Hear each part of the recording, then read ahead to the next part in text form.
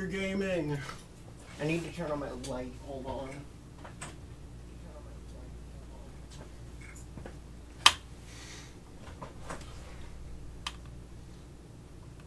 Lawyer gaming. I might stream Rivals later, I'm not sure. It depends on what people in real life are doing.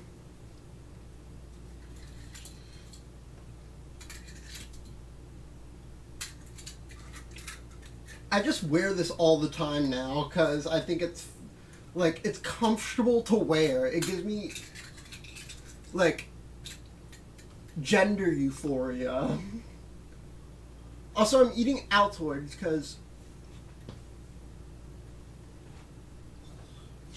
because I'm very tired and Altoids wake me up. I have a fucking 9 o'clock tomorrow, a 9 o'clock class. This shit is not gonna be fun. I have to wake up at fucking 7 a.m.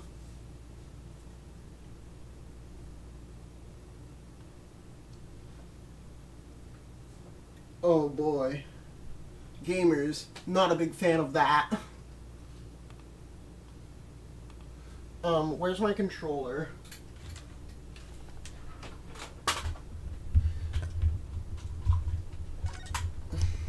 Anyway, we're continuing the lawyer game. Is my door closed? Yeah. Okay. We're continuing the lawyer game. I will need to remain quiet-ish because it's college, and like I'm in a dorm, so I want to remain courteous as possible.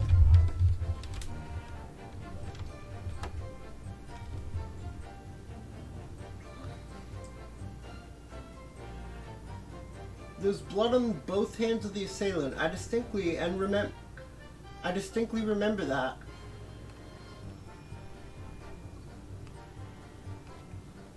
Wire says what? However, I suppose you might say that I didn't see the exact moment the stabbing transpired, if that matters. I remember seeing the knife, and I remember seeing both of the attackers' hands with blood on them. I didn't actually see anything myself until I heard the scream. Anyway, the fact remains that there can't have been anyone else inside that carriage, or we would have all seen.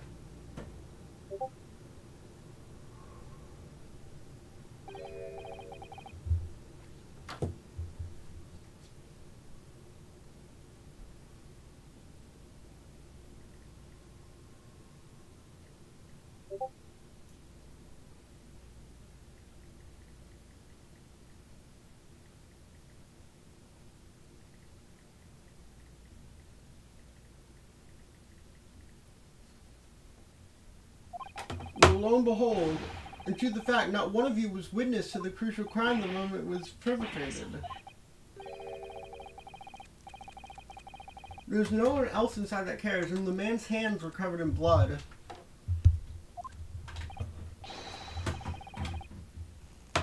That much incriminating evidence is tantamount to saying that we saw the man do it.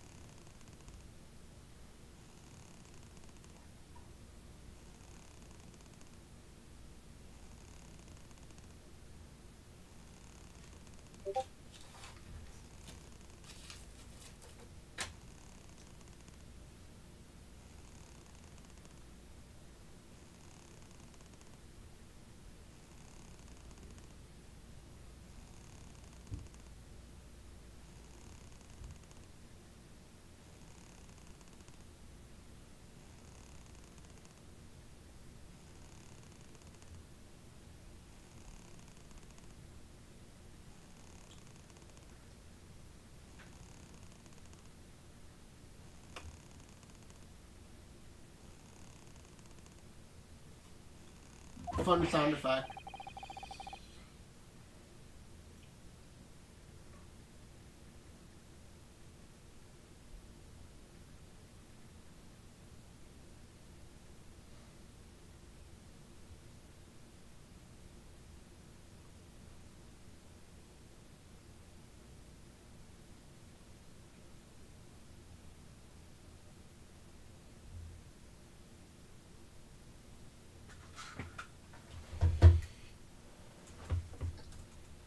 Hold on, I need to open my stream page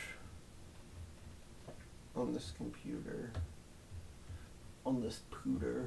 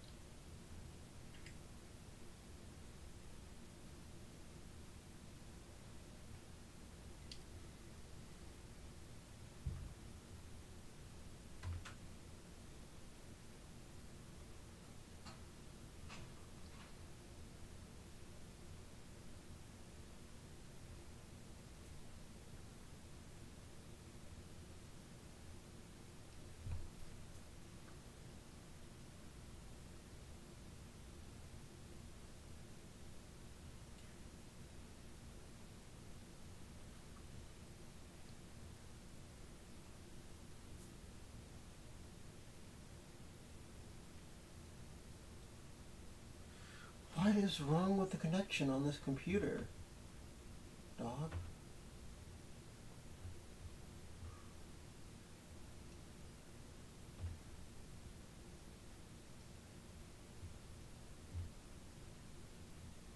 Whatever. I just want to continue the game.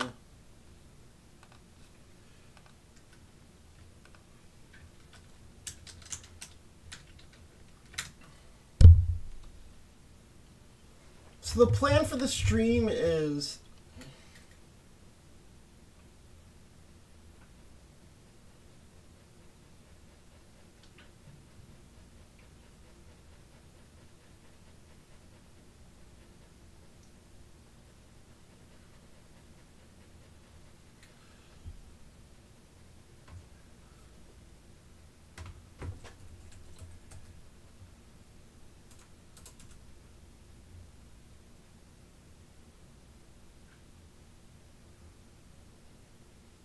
why does my connection keep timing out?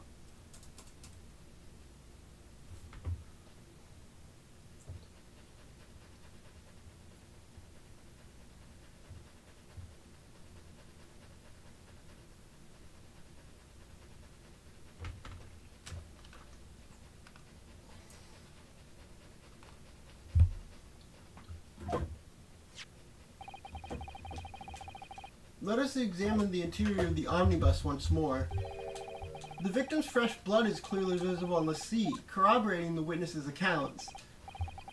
In other words, there are no substantial nor significant change in the facts of the case.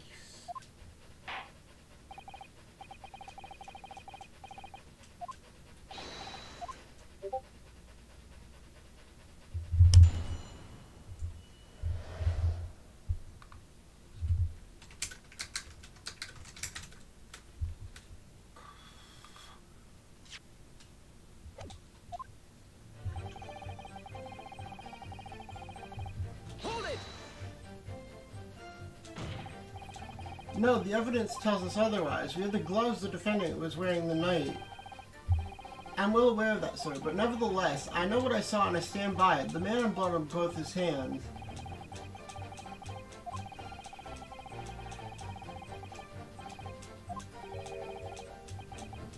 Your reasoning is dire. 182, the salient point remains unchanged. Minutes after the grim crime, the victim's blood dripped onto the accused's fingers.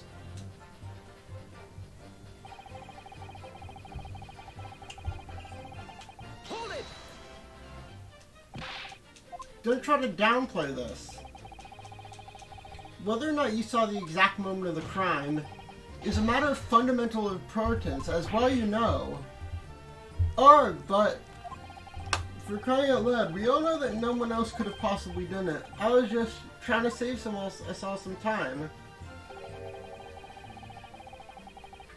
You have a loan of 20 guineas outstanding with the defendant, do you not?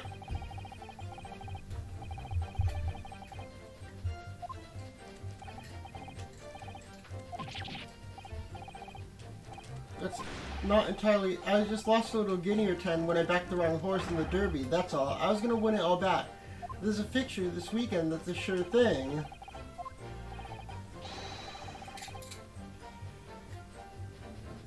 Why is this internet not working?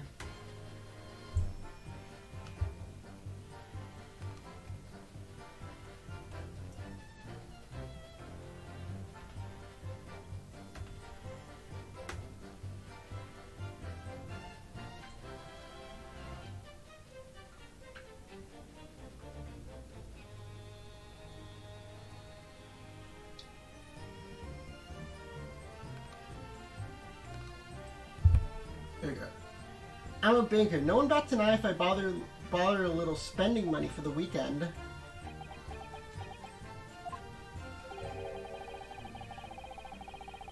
I think you may have revealed rather more about your character than you bargained for. The witness's scruples are not on trial here. Proceed to the next witness.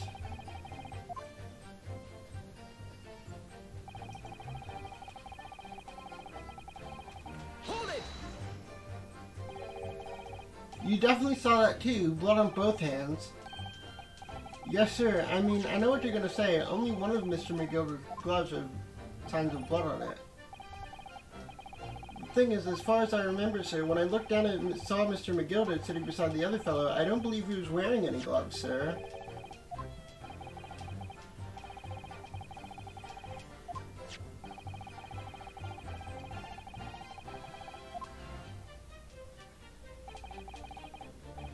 I should point out that the police officer who apprehended the accused the night in question reported that there was no trace of blood on Mr. McGilder's gloves' hands.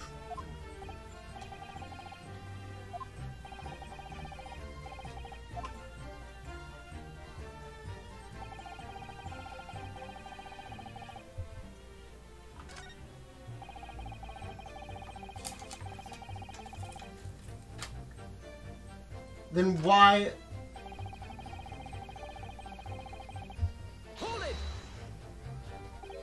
What? Yes, that is to say, no sir, I didn't. Very sorry about what I said before. Very sorry, yes. It was wrong of me to make up stories and say I saw him stab the man. Wouldn't you agree, sir? I know what you're insinuating, but I certainly wasn't making up stories. Still, to say you saw nothing isn't right either. No sir, I saw nothing at all. Mr. Beppo, you were driving your horses. At the very least, you must have enjoyed a good view of London streets, no?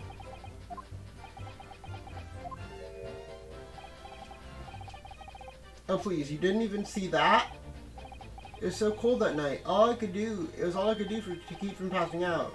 My head was totally frozen solid.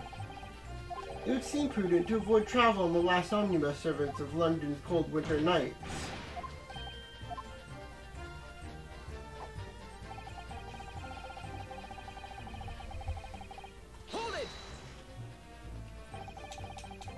And everything you saw of the incident was through the skylight of the roof of the omnibus. That's right, it was fiercely cold that night, but the glass wasn't frosted over. I remember I was shivering and it was so bitter, while the pair of you were sitting on the roof deck in the first place. Well, I don't know about this young fellow, but I couldn't enter the cabin. It was locked from the inside. I tried knocking, but no one opened the door. It's a public bus service, for pity's sake. That's not what I call fair play. Yes, I had exactly the same experience. I tried knocking, but the gent inside just gestured at me to clear off. So I had no choice but to climb up to the roof deck and look longingly into the warm cabin below.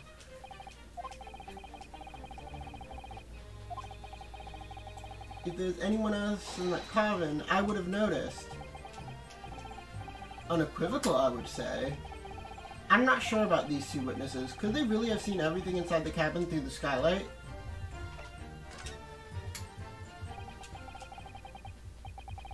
Allow me to confirm one thing, Mr. Fairplay. You were riding this omnibus and witnessed the events in the cabin through the skylight in the floor of the upper deck. Is that right?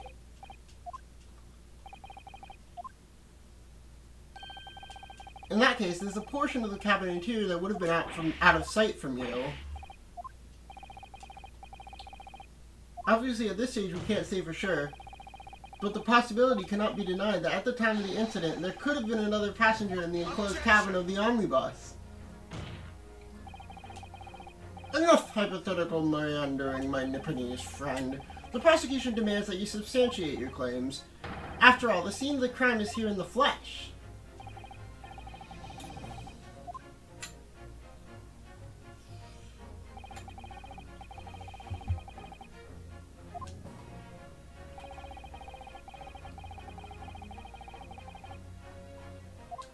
In the wall.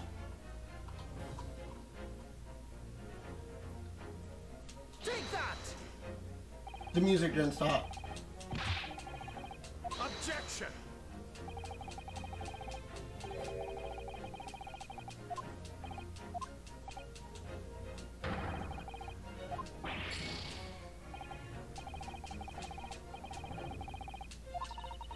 It pains me to say it, Mr. Naruto, but that was, well, bitterly disappointing. Perhaps you'd like to reconsider your answer, Counsel. You will identify the area on this cross-sectional plane.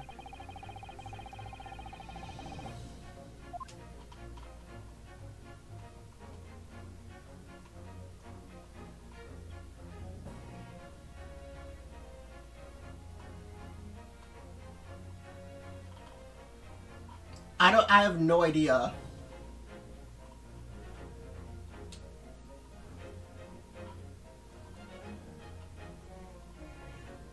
Like, up here, maybe? Take that! Objection!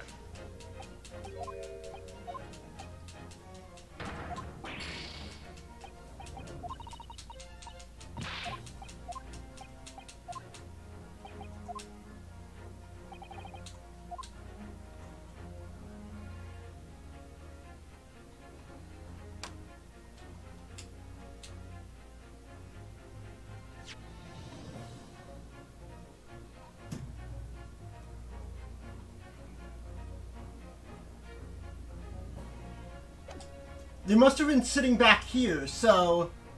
Here, right? Take that! Both rows of the seats of the roof face in the direction of the travel, while the seats in the closing cabin face each other, which means... The visible part of the cabin which passengers on the roof deck can see through the skylight is as I've drawn here. As you can see, the seat opposite of the one the victim and his attacker were sitting is obscured from view. In other words, if someone had been sitting on that seat, it's quite possible that these witnesses could have been completely unaware of it. Objection!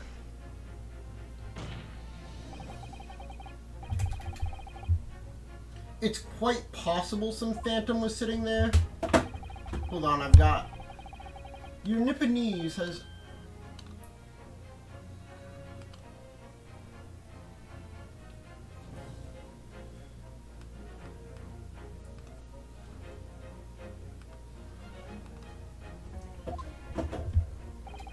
I concur with the prosecution's rejoinder. In a British court of law, evidence is paramount. I could not entertain this conjecture, Counsel, unless you're able to put a name to this mysterious passenger to whom you allude. I honestly don't know. Who could it have been? Who could have been the other seat, which was out of sight from the witnesses on the...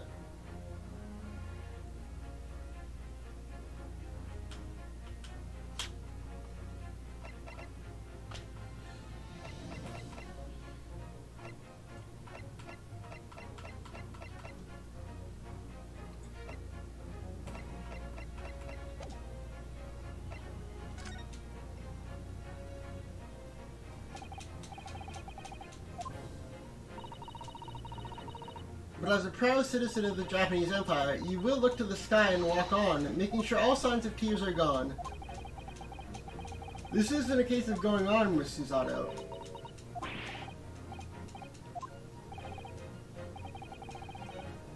The defense would like to put forward a name. You are a fool. That response was a desperate attempt by a man who has no notion of his own limitations. A toast to hard lessons not yet learned.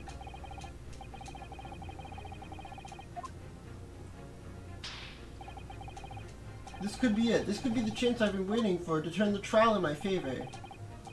On that night, on the night of the murder, the person occupying the seat in the omnibus cabin that was obscured from view was...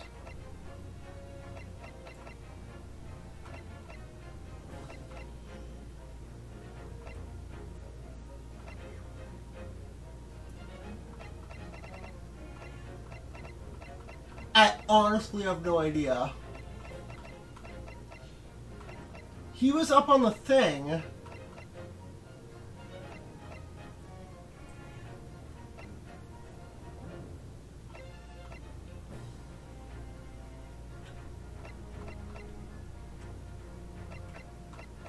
The only options, I think, are Strongheart and Baron von Zeeks. Take that!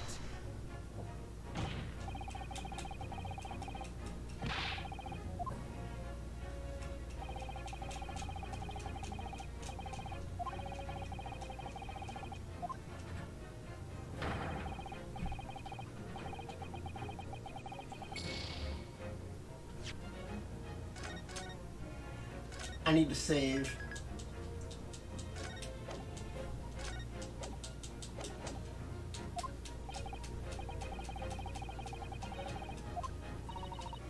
Mr. Naruto, our task here is to defend Mr. McGilded, and we are working on the assumption that he is innocent of this crime. That must mean, then, there is someone else inside the omnibus with Mr. McGilded. So the two people seeing inside the cabin, they were the victim and the real culprit, which means it was Mr. McGilded.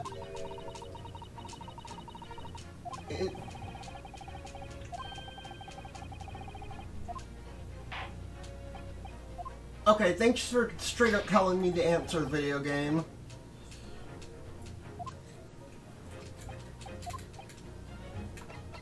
Take that! The passenger in the enclosed cabin that the witnesses on the roof deck failed to see has to have been Mr. Magnus McGilded. Mr. McGilded? What are you talking about, Counsel? That's the name of the defendant. Objection!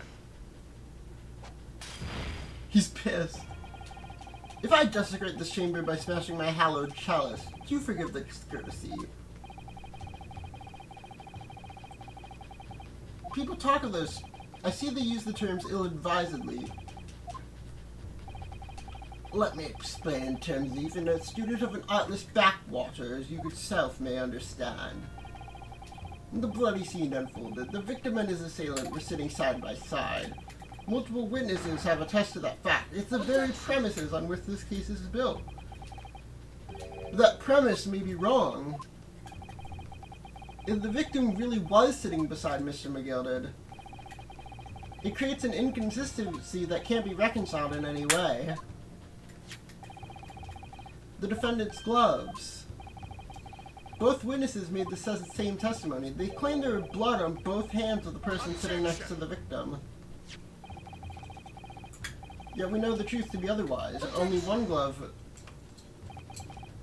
The point is, even in the face of this irrefutable evidence, both witnesses have maintained their stance.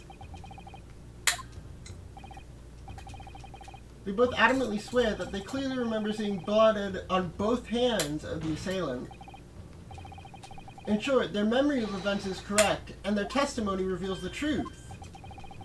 There's somebody else sitting beside the victim that night, a third party we have yet to identify, and the victim's blood was on that passenger's hands, both of them.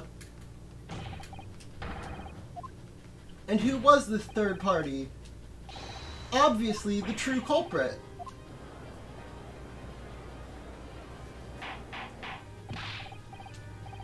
What exactly are you postulating? The defendant's postulation is just that, nothing more than conjecture. The witnesses have clearly stated that they saw the accused. I'm going to turn the game volume down. A bit. That works. Objection. But when elaborating on his testimony, Mr. Fairplay said the two of them were wearing hats and I couldn't exactly make out their faces. The tops of their heads were obscured by the roof. I could see the rest of them, though. That's right, both gents were most certainly hatted. Hatters do tend to notice such things, sir.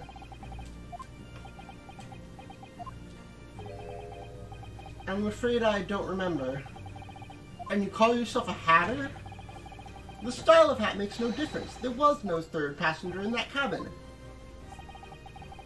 If there had been, the accused, Mr. McGilded, would undoubtedly have offered to depose that fact. Unless, that is, you're proposing an even more preposterous explanation. That the accused failed to notice the presence of the true culprit in which the very cabin he traveled.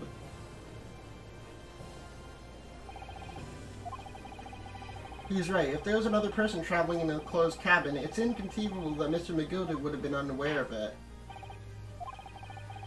There's clearly a simple solution to this problem. Bring the accused Mr. McGilded to the stand. Well, what say you, counsel? The prosecution objects, my lord. As a suspect, he will have already made a full statement to the police.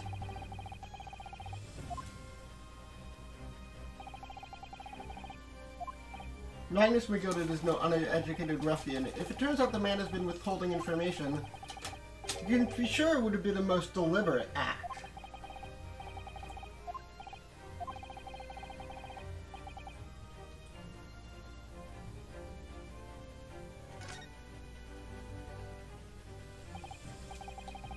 Yes, we need to hear what he has to say in order to find out the truth.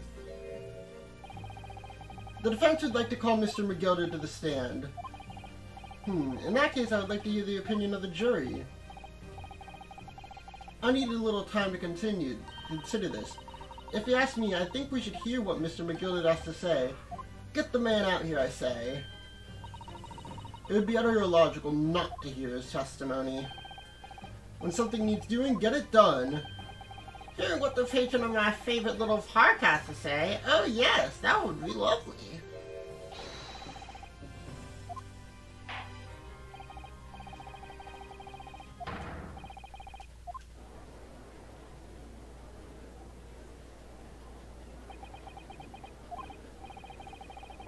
Now, maybe what actually happened that night will finally become clear.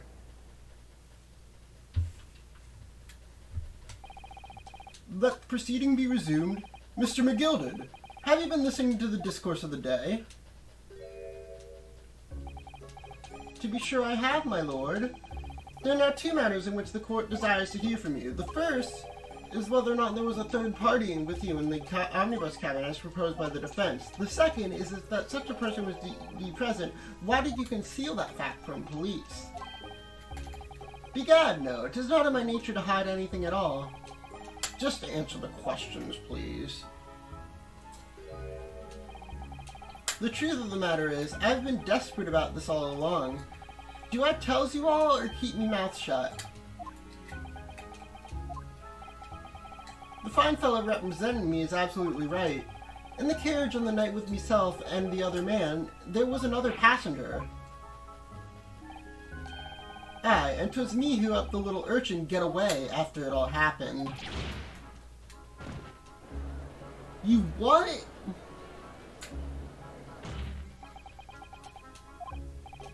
No, Magnus McGilded, that convenient excuse can't save you now. I'm truly sorry. I'm sure you'll be wanting to know why I said nothing when I was taken in by the police. I do be having a very good reason, I assure you. Well, the little chap was just in the wrong place at the wrong time, and not in any way involved, you see. If the police had known the wee one was there, they would assume she'd done it. They'd have hauled her into this here courtroom just like myself. I was only trying to spare her that. Young hearts and young minds are easily damaged, my lord. And who was this young child of whom you speak? That I don't know. Well, the wee ting just happened to be in the carriage that night. I never saw her before or since. We have absolutely no reason to believe this man.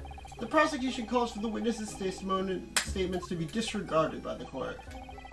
You know, I wouldn't be surprised if the urchin isn't here in this courtroom as we speak, listening to the proceedings.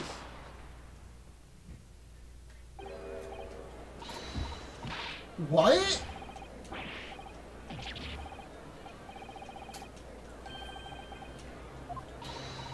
Be careful, Mr. Naruhodo. Cover your face.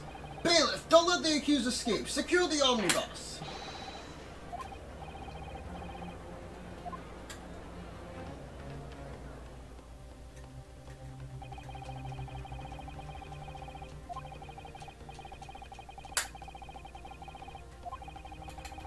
We had no idea what was happening. All we knew that was, for the time being at least, the trial was suspended.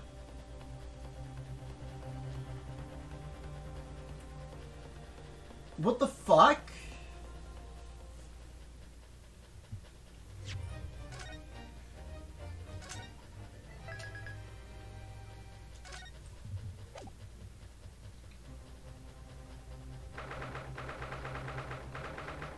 What?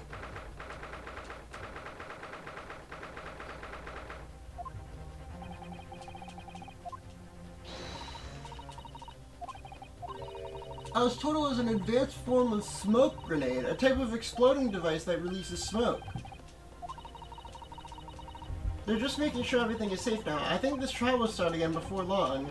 But who would have done something like that?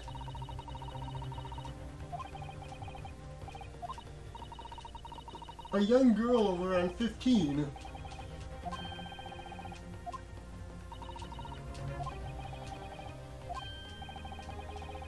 What's become of Mr. McGilda? There's so many things I need to ask him about, but he's not here.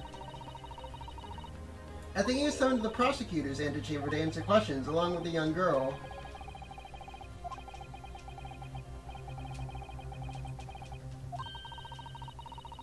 There's another matter that's troubling me. The 20 pence.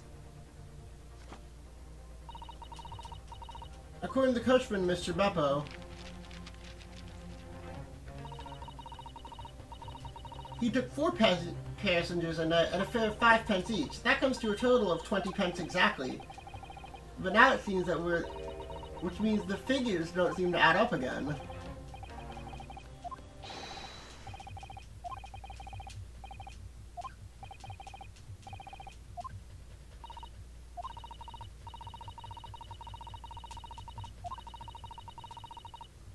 I can't really imagine what she's going to say, but it could alter the whole direction of the trial.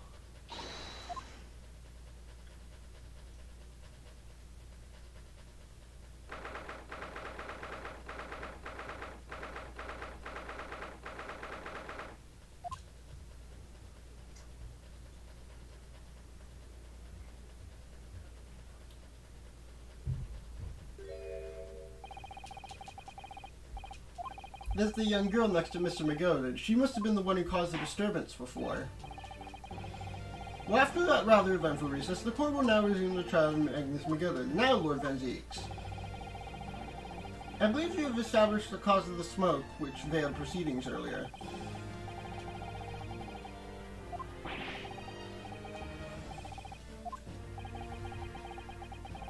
It was elaborated by a young girl to cloak her escape from the public gallery, but she was caught, and now occupies the stand. Your name, girl? Are you responsible for the smoke grenade which induced such pandemonium here in my courtroom? Ahem, if I may, my lord. I think perhaps I ought to explain here why it is that the wee lass was here in the first place, and why she tried to bolt like that. 'Tis all tied up with the events of that night, so it is. Very well, Mr. McGilda, give your testimony. You will explain to the court exactly how this young woman is involved in the case.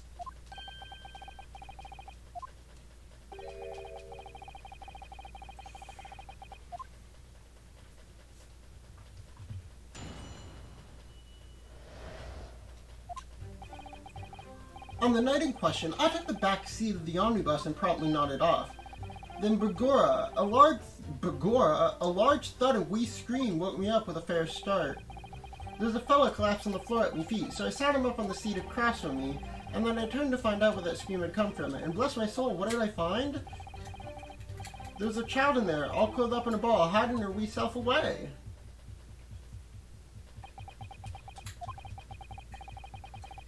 I remained somewhat baffled, I confess, but from what I gathered on the night in question, this young girl was indeed riding in the omnibus. Is that correct?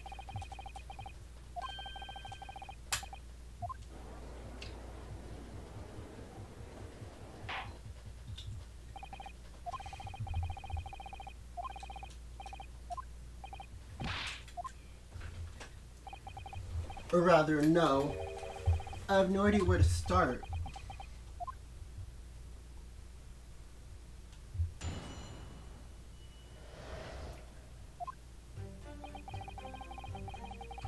On the night in question, I took the backseat on the omnibus and promptly nodded off. Hold it!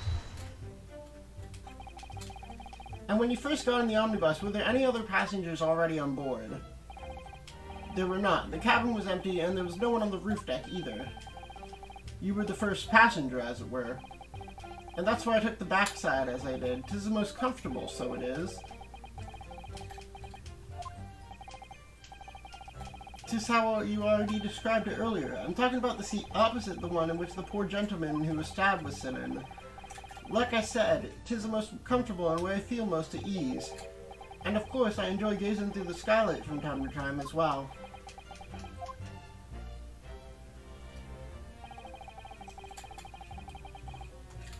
Hold it! A loud thud, you say, and a scream. That's right, how can I explain it? 'Twas like the sound of someone falling to the ground. That sort of noise. So you think it was the sound of Mr. Mason falling to the floor after being stabbed? Well now, you remember I was asleep at the time, so I wouldn't like to say, and when the sound woke me and I opened my eyes, there wasn't a soul to be seen in the carriage but the fellow on the floor. You didn't see anyone, but at the same moment you heard a scream. Not from above me, 'twas from inside the cabin. But I wasn't altogether thinking about the scream. No, I was too stunned by the desperate. There's a fellow collapsed on the floor at my feet, so I sat him up on the seat in front of, across from me. You sat him up? The victim, you mean?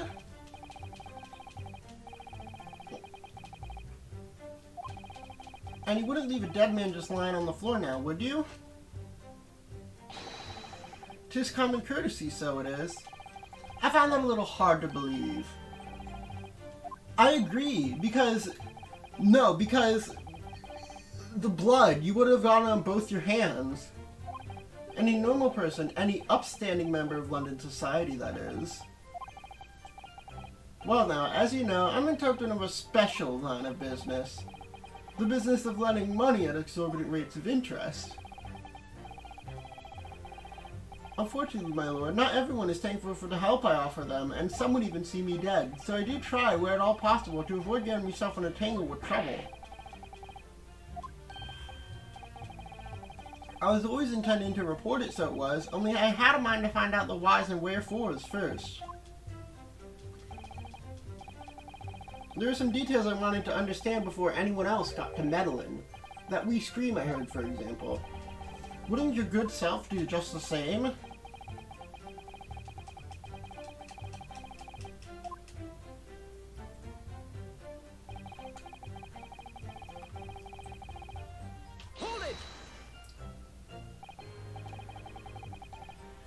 I'm afraid I don't understand. I'm sure you told the court that there is no one else in the carriage except for yourself and the victim.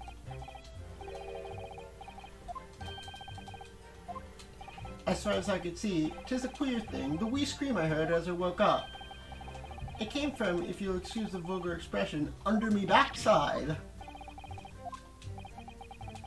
And when I lifted the seat on which I'd been sitting, I found there was a wee cubby hole there for storage.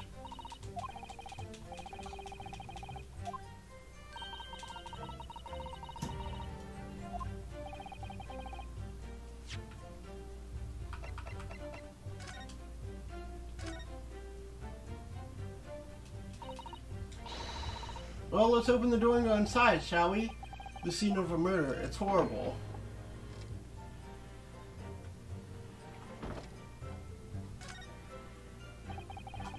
The seat has a handle, it seems.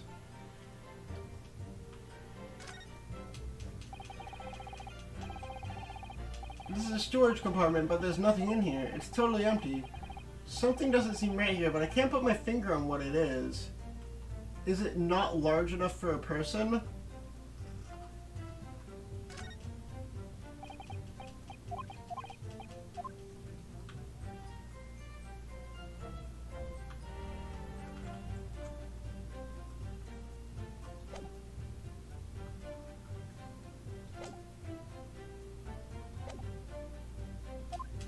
And that's when I found her. Hold it! You see, she was hiding herself. Ah, that's right. It was hard to see in the dim lamplight, but she was all curled up in a wee ball. When our eyes met, well, me heart nearly stopped beating in me chest. You're really overacting this. Still and all, I pulled her out from under there and sat her on the seat opposite so I could have a weird chin wag with her.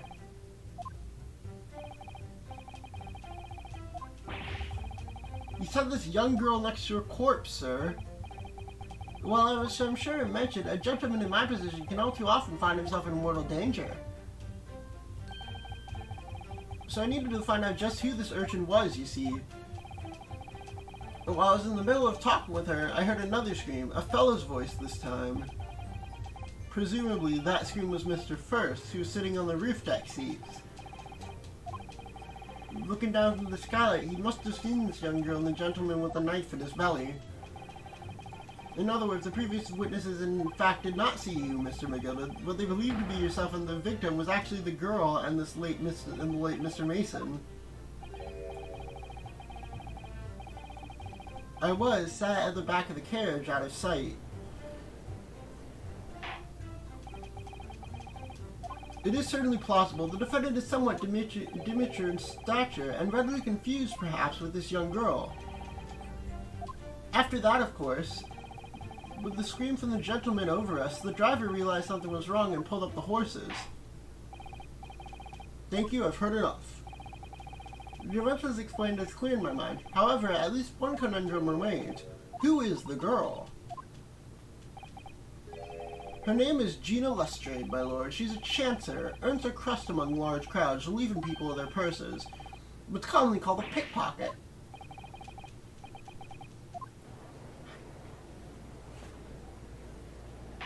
How do you know that?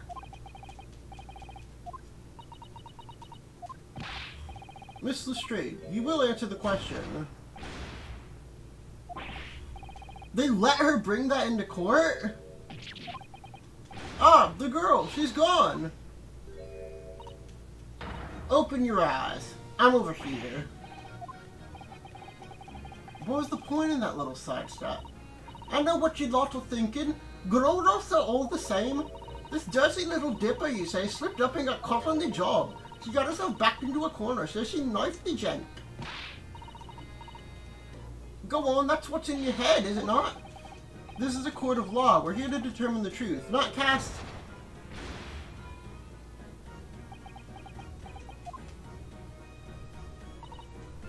Look, noise looking for cowards. Only thugs use weapons like that. All I need to do for what I do with these fingers, I'm a professional, right? Maybe not in your eyes, but I've got pride in what I do. Let me guess, you don't count smoke guns among weapons for thugs. Oh, this? Yeah, this was in a bag I lifted the other day, down where they keep the four-wheel drags. It's nice, isn't it? I like the pink best.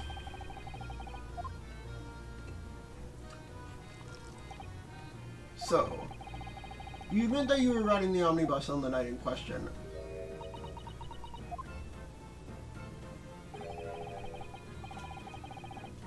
It's alright, lass. You can tell them the truth now. Alright, yeah, it's just like the Irishman said.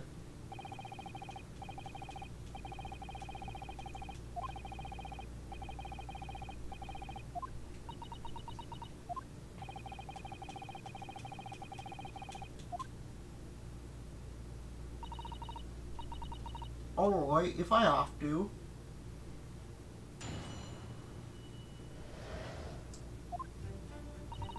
So I snuck inside the carriage before they hooked up the horses, like always. But it was a right old waste of time. I got nothing to show for me troubles that night. I'll tell you, you can't see the blind thing in that hiding place. It's pitch in there. Then after a while, I hear this loud bang. Nearly jump out of my skin, I see. And the scream just came out. It's because that the swell found me. Helped me get away, mind.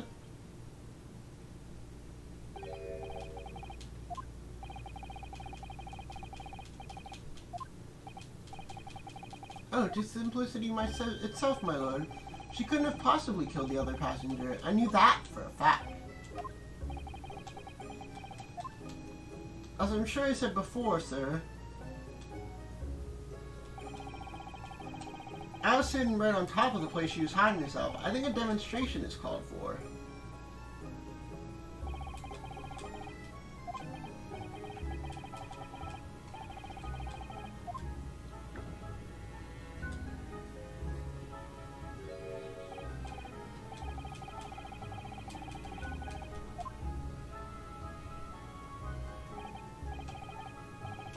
But of course, the wee lass was stuck in there because I parked myself on the seat for the duration. So you see, that's why I let the lass bolt. I knew that if the police found her there, they'd automatically assume she'd done it.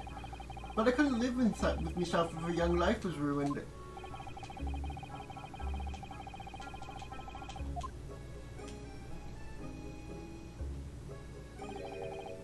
Not at all, my lord, not at all. I knew in my own heart that I was innocent. So I thought it was worth taking a punt on my own good name for the sake of this less fortunate lass. My lord, this fine example of a man cannot possibly be guilty of a heinous crime like this.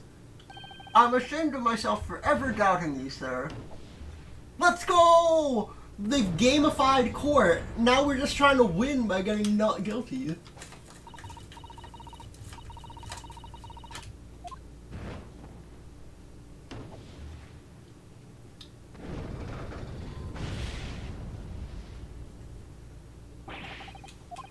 It's alive! All 6 members of the jury consented in their leaning to a verdict of not guilty. Mr. Naruto, this, well, it must mean...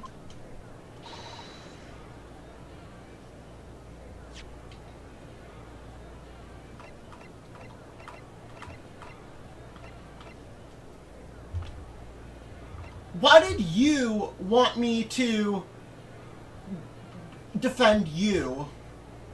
Why did you want me to defend you? That's kind of sussy, if you ask me.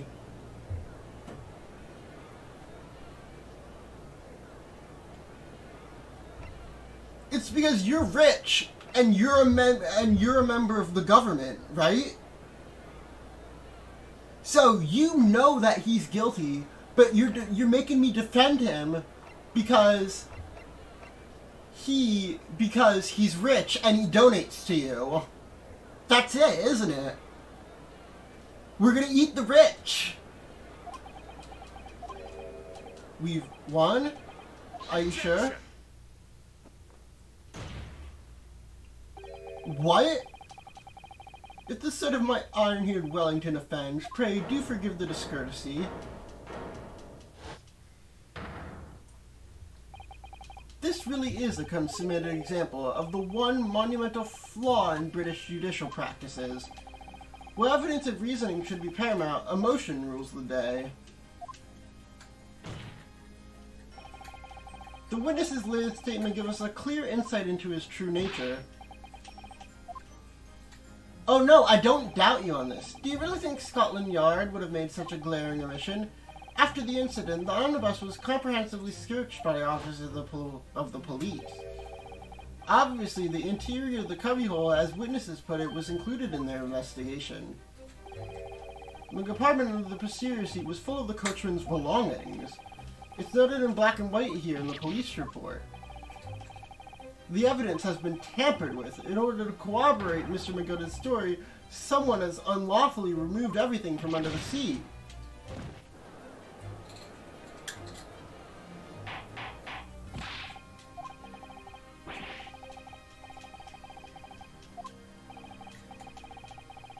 We must acknowledge the deficiency of the constabulary by allowing this to happen. However, I assure you, when the omnibus was wheeled into the courtroom this morning, the compartment under the seat was not empty. Well, my Nipponese friend? When the carriage was submitted as evidence, doubtless you examined it in fine detail, as would any self... Pray, what did you find the condition of the underseat compartment to be?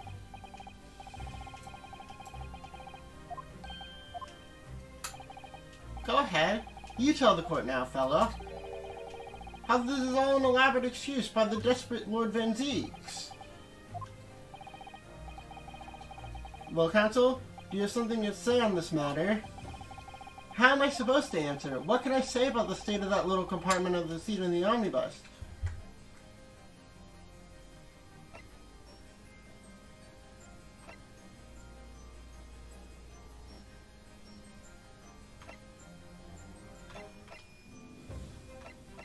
I don't know what we say here.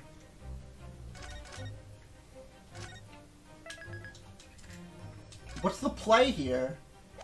Do we lie and say it was empty, or do we tell the truth and say I didn't look? Yes, I'm fairly sure it was empty. If I'm honest, my memory about all this is a little hazy. As I suspected, it seems, my lord, that this Eastern initiate has the scruples of a by-street wine merchant.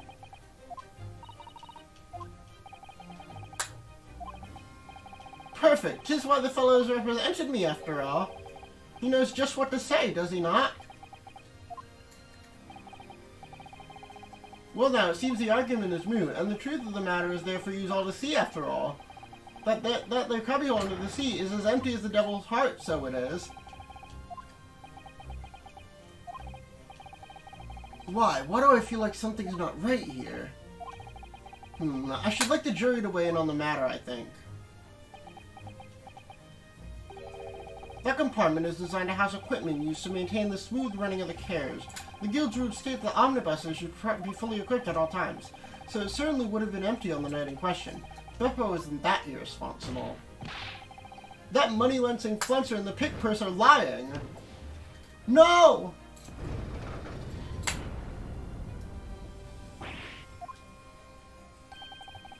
I can't believe I was nearly taken in. The stinking rich are always stinkers. Nothing but cowards, the lot of them.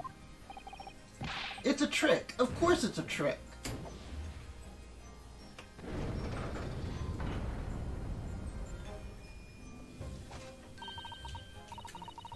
Quite so. I must concur here. Why were you allowed to say that, Von Zeek? The trial should have been over.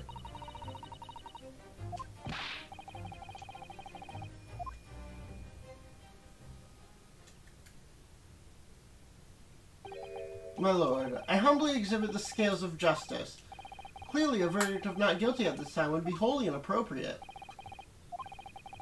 Thank you, counsel, but before we proceed any further, there's a matter of the outstanding cross-examination. Counsel for the defense, begin your questioning of the witness, please.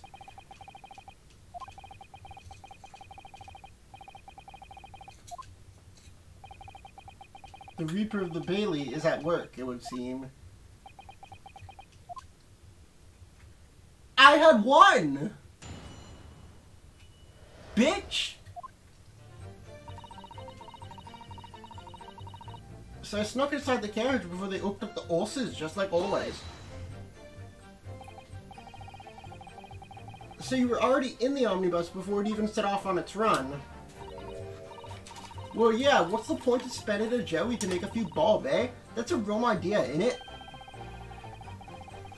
I suppose it means there's no point in spending money to make money. It actually makes sense. Counsel, may I remind you that this girl's a petty thief? Kindly refrain from entertaining your tenants.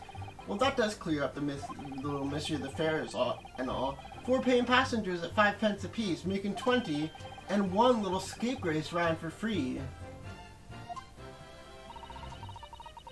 The red conch of a driver always goes for some grab just before his last run. So that's when I slip into the seat and get myself eaten under the seat, nice and easy, right?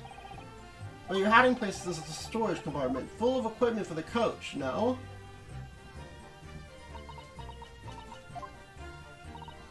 Yeah, there's brushes and buckets and whatnot in there, sure. I always chuck all that out and cram it in a corner somewhere. No one ever seems to bother much. And yet, according to the report filed by the police officer who was at the scene, the compartment was full of such paraphernalia. Well, I don't know nothing about that. Like I said, I moved all that stuff so I could add them to the seat. That's all I can tell you.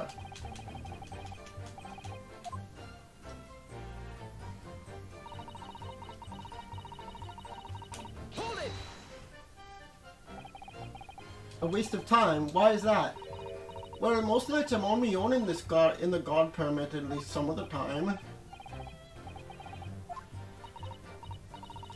Oh yeah, that's what I can call it. You could say the omnibus, I suppose. The point is, any normal run, the carriage ain't got no one in it for a while. And that's when you come out of your hiding place and get away. That's it, only that night. This cove was sat on my seat from the start, and he didn't budge the whole way, did he? Not 1 inch. I was totally stuck. You mean that you were present in the carriage for the duration? You were under the seat the entire time while events unfolded in the enclosed cabin? Yeah, right, mister. To be sure, I was as shocked as anyone. You don't expect to lift the cushion you've been sat on to find a child now, do you? Who are you wanting me to accuse? McGilded? Cause, like, this was your way out, but now you're insinuating it wasn't her. So this Miss Lestrade couldn't possibly be the culprit then.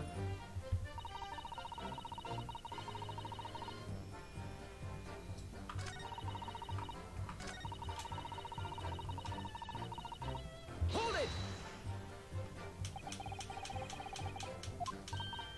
So you couldn't, not a job. Most days I push the cushion up with me head and look out the crack. Then I could have a butcher at who I'm gonna fiddle. I thought you were a pickpocket, not a butcher. I mean, I can have a look. The seat I got under ain't as plush as the other one, see? So most of the time, the passengers plant themselves in the opposite. But for some reason that night, this here Irishman spent his whole journey right over me head. And for that reason, you weren't able to push the cushion up to peek out. Truth is, I ain't too happy in small dark places. Feels like too much of being thrown in the clink. But it's only the place to hide in them carriage.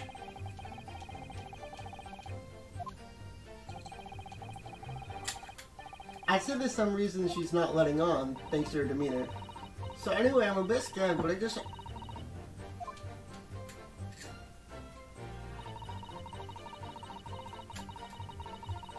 Hold it!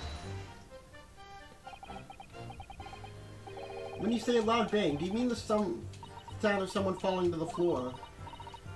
Could have been, I suppose. I don't remember so well. Point is, it made me jump.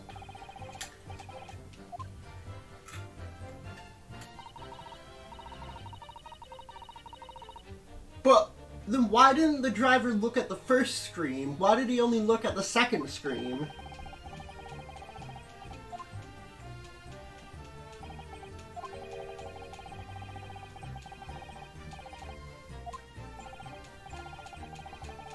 Did you see what happened at that crucial moment? Yeah, I saw it. I pushed up the cushion and had a quick butcher when I had a chance. That the Irishman was sitting up the bloke what had fallen on the floor on the seat opposite. But then the fella turns around and suddenly looks right at me. I sunk back down again, but it was too late by then. I should never have risked looking. It's because of that the swell found me. And when Mr. McGill discovered you, he pulled you out of your hiding place. He dragged me out and sat me down on the seat and all. Yeah, the bloke had a knife in his guts. It was still bleeding. Then the carriage lurched a bit and he ended up falling onto me. Both of my hands got covered in blood. It made me feel sick as a dog. I like her design. Her design kind goes crazy. All the character designs in the series go crazy though.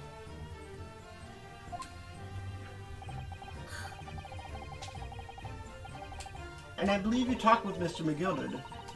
Wanted to know my name and what I was up to and that. Then I heard something from up above. Someone screamed.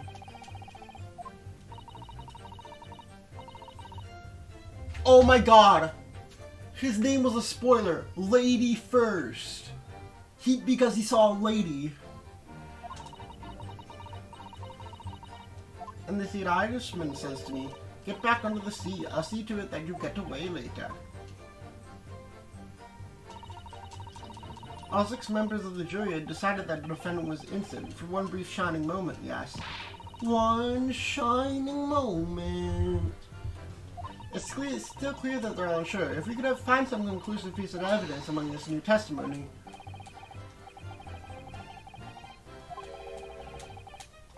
Something's bothering me, but I can't quite put my finger on it.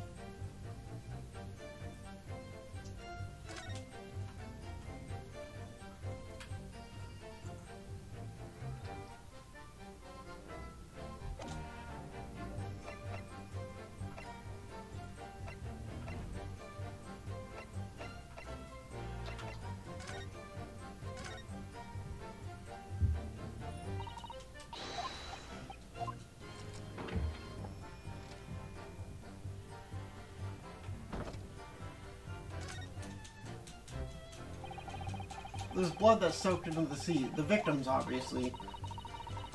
And that sea would be clearly visible from the roof deck.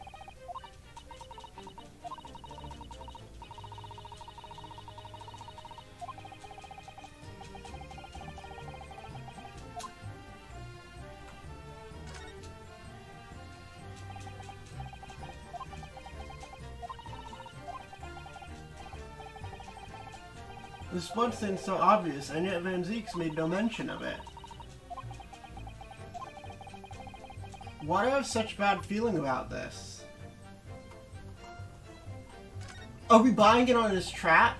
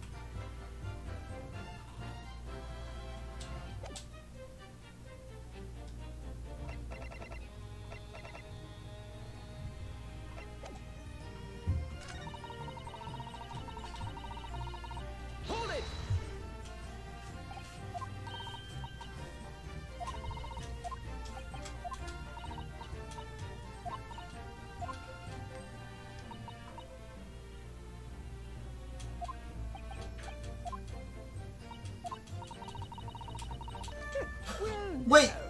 Aha! Why, what are you laughing about? Is something wrong, Mr. McGilded? Oh, I do apologize. Was there something the matter, Counsel?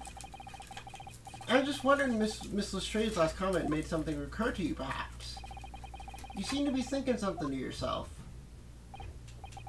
Oh, no, it was nothing important.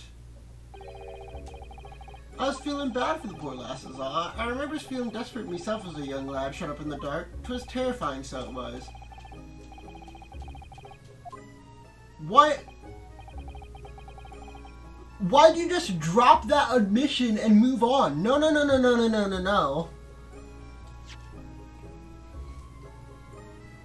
We need to talk about that. Renosuke? You're a grown-ass man, Renosuke. I mean, it's totally fine if you're an adult and scared of the dark. I just like making fun of fictional video game characters because it's funny and it's my job, and I realize I have not been funny enough this stream.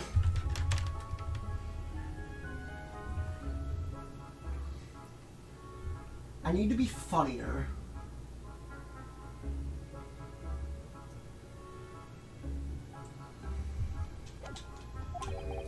I don't know about yourself, but you find here that the darkness seems to make everything you hear that much louder as well.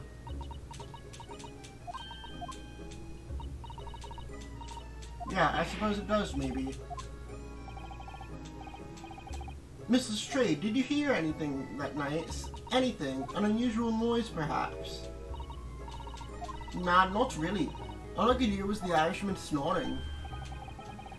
But jeebers, there's no reason to tell the whole world of me foibles, you little scamp. If only she may have heard something. What should we make of that last statement?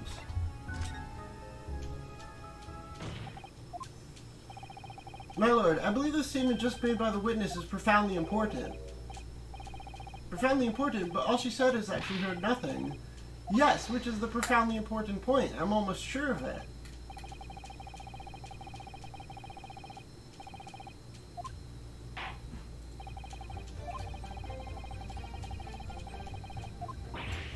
What? Supplement? What are you on about? Don't give me all your fancy talk. I know what you're trying to do. Well, it won't work on me. That's right, insult the judge. Always a good move.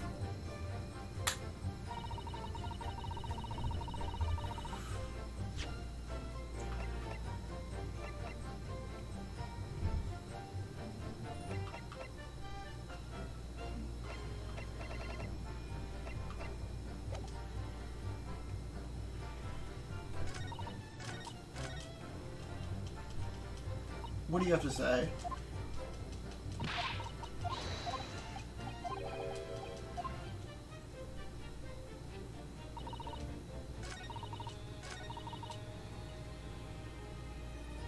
Oh, you have to do it again?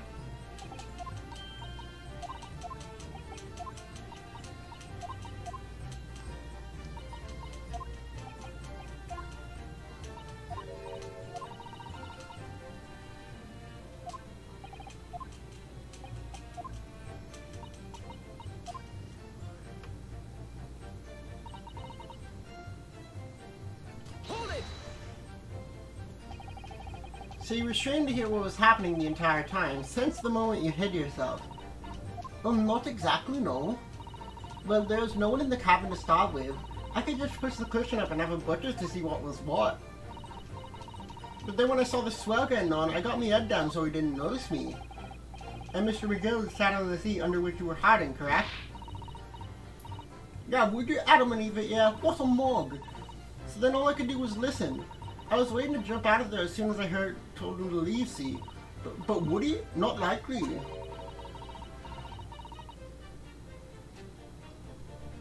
I feel like we haven't done a lot of objectioning. So I had to stay put and listen to him driving his pigs to market, throwing like an old dog he was. Are there any conclusions we can draw from that, I wonder?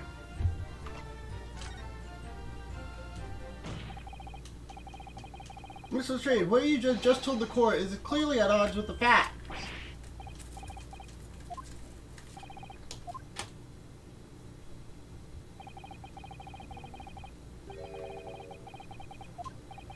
So Van Zeeks realized it too.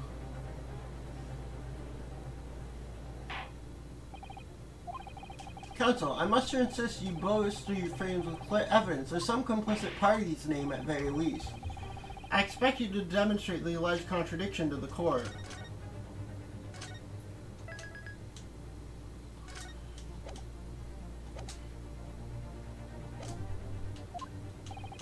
According to Miss Lestrade, while she was hiding in the omnibus that night, she heard nothing but the sound of Mr. McGutter's soldier. But think, Ryunosuke, think! There's something else you should have heard.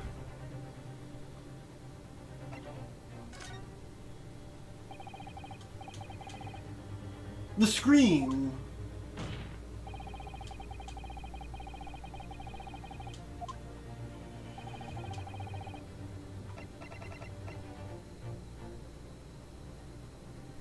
Take that!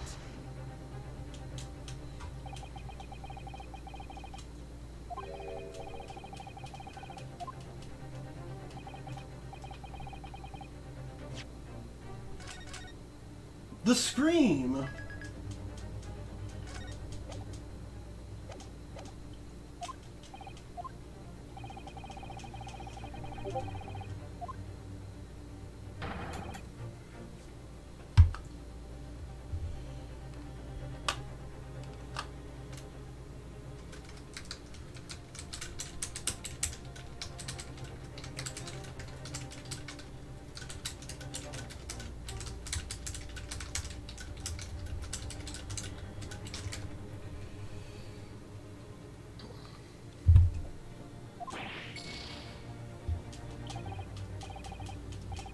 He's right, that was loud.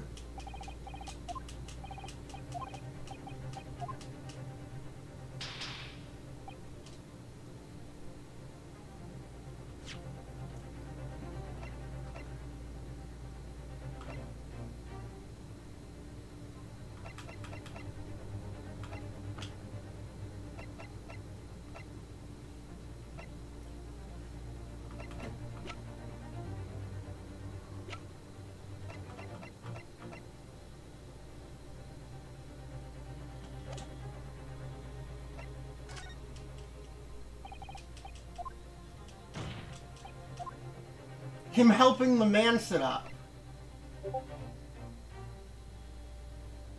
Take that!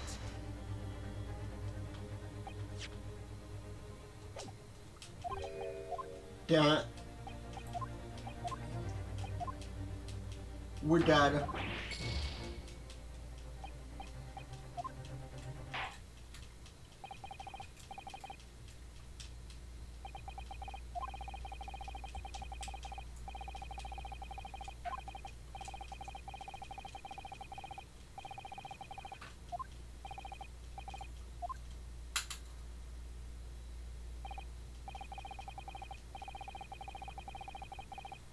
Guilty! Guilty. Guilty. Oh, they have a voice. Guilty! Guilty.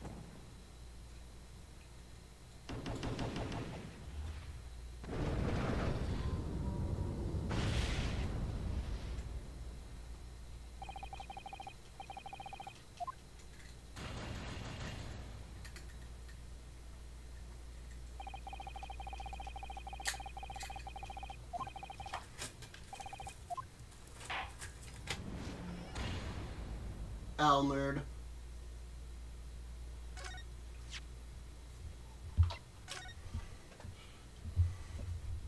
Hold on, I need to check Discord again.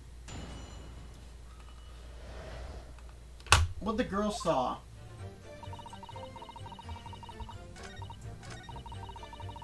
Hold it! Oh, I need to start from this.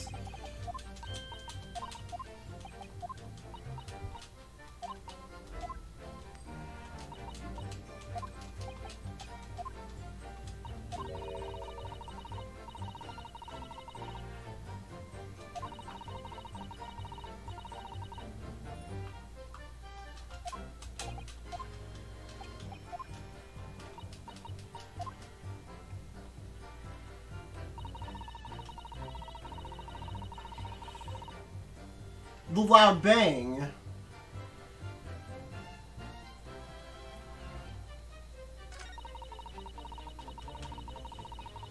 Hold it!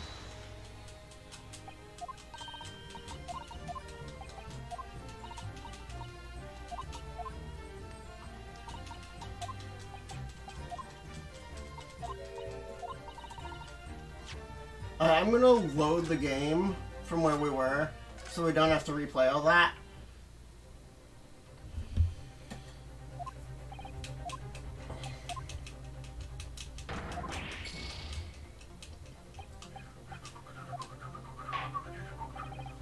Well then, Council, according to Mr. Lestrade,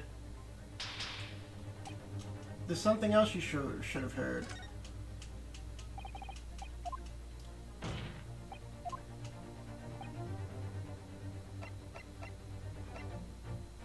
Take that!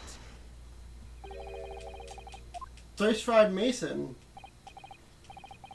The sound that Mr. Lestrade could not have failed to hear is that of the victim, Mr. Mason, boarding the omnibus.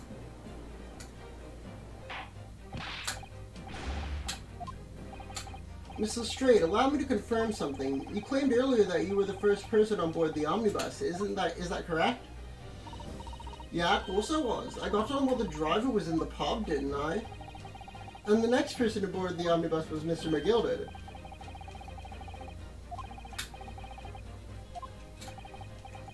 So you were, to all intents and purposes, alone in the enclosed cabin of the omnibus at that time. Did I not just say as much? I wasn't traveling with anyone else, if that's what you mean. Yeah, I saw him get on, remember? Through the crack into the seat cushion. He was on his own for sure. And from what we've heard, the carriage made a number of stops after that on its onward journey. I wish I did. Do you not hear the door opening or closing at all? Nah, I never heard it. That's exactly what I was listening for, wasn't it? Waiting for this swell to leave.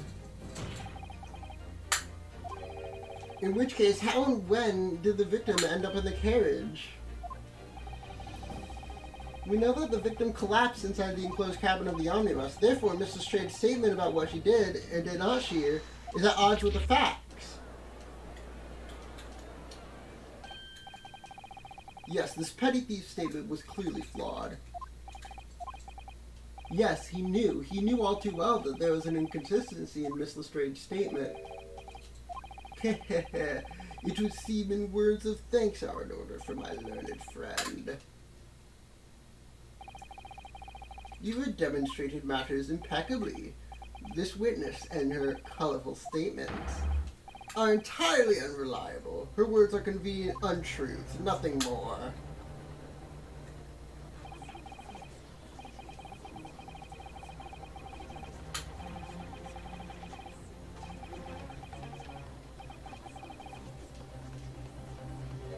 Granny? Oh shit.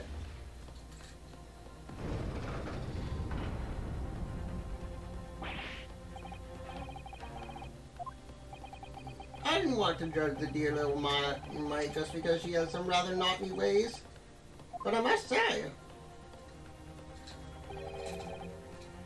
I hate my liars. But the liar is the girl. But the liar is the girl, not my client. What are you doing? You're stupid.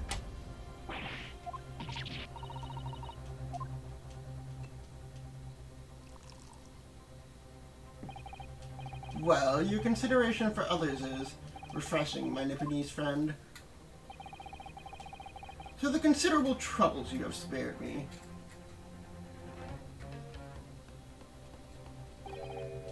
Yes, very refreshing. Why are they all saying guilty?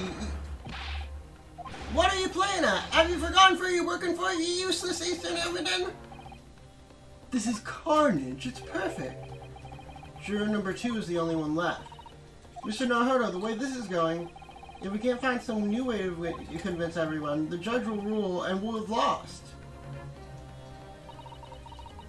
I very much wanted to believe the words of one of London's most respected gentlemen, but those of us in service know we must accept hard truths. Hold it!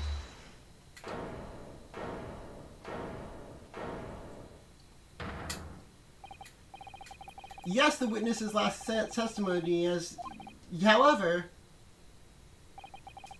if you consider the possibility that her statement is in fact the truth, it may shed an entirely new light on this whole case. Counsel? Counsel, I will not tolerate you attempting to prorogue my Sorry, I'm not being entertaining enough. Like, I'm not good at this. Mostly I just play these games for myself, and I just stream to... Explain yourself at once. When the accused boarded the omnibus on the night of the question, the victim was nowhere to be seen. Subsequently, the carriage door was not heard opening a single time, as testified by the witness in the stand, and yet the victim's body was found inside the carriage. If this petty thief's words are to be believed, how do you explain? Blah blah blah? I have no idea. There's only one way to explain how the victim came to be inside the carriage.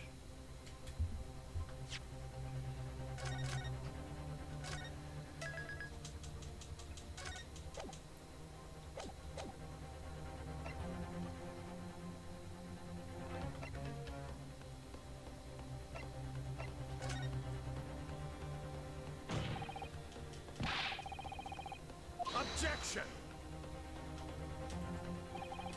Tell me, my learned friend, what was the function of that obviously in your last statement? The obviously is troubling me so. The point is that the victim must have been moved into the carriage afterward. Then answer me this, how could a cadaver been placed inside a moving carriage? Well, obviously, I shall have to penalize the defense heavily for this irrelevant rambling. Okay.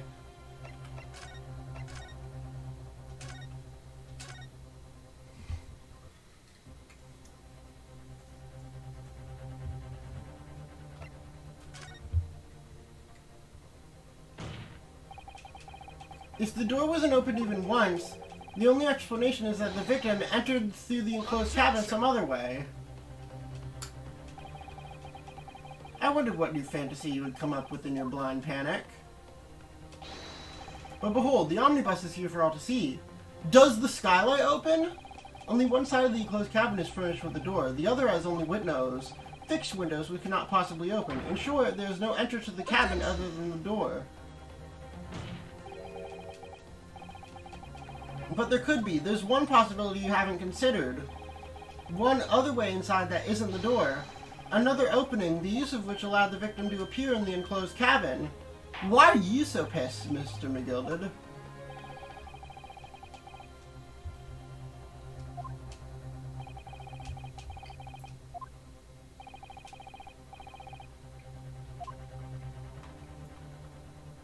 Take that! Right? The answer is obvious. It could have only been the skylight. Objection!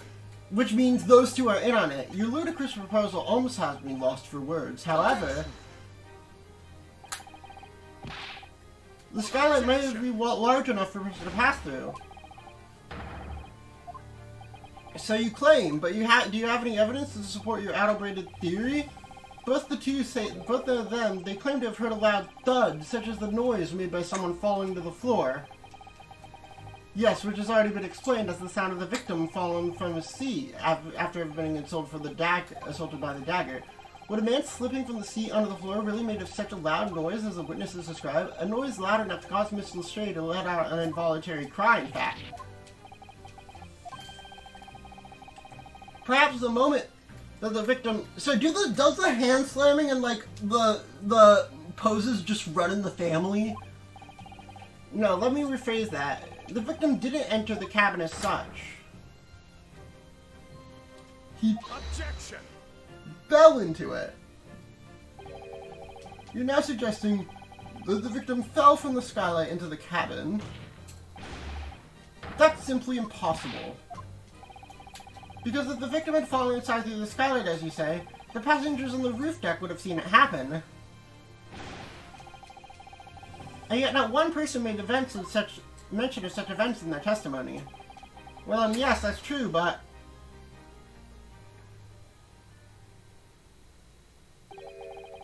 Might a humble fellow make a wee comment here?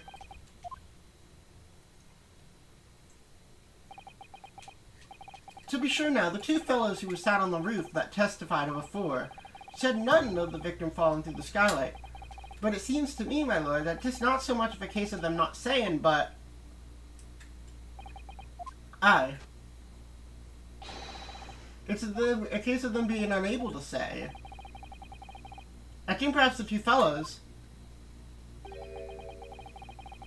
do we have some compelling reason not to mention what happened. Wouldn't you not agree, members of the jury? Are both the killers. I do think McGilded needs to go to jail because for crimes, he's eat the rich.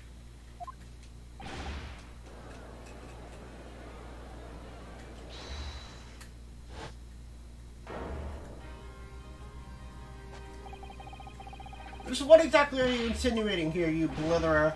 You rotter, he said. You rotter! What are you insinuating? This is the flaming outrage. I've got good mind to give you a blinker in a minute. He'll give you a Shriner in a minute, he said, and so will I.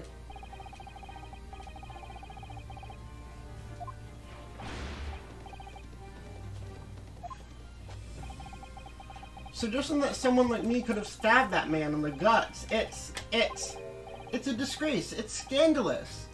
It's odd. I protest in the strongest possible terms.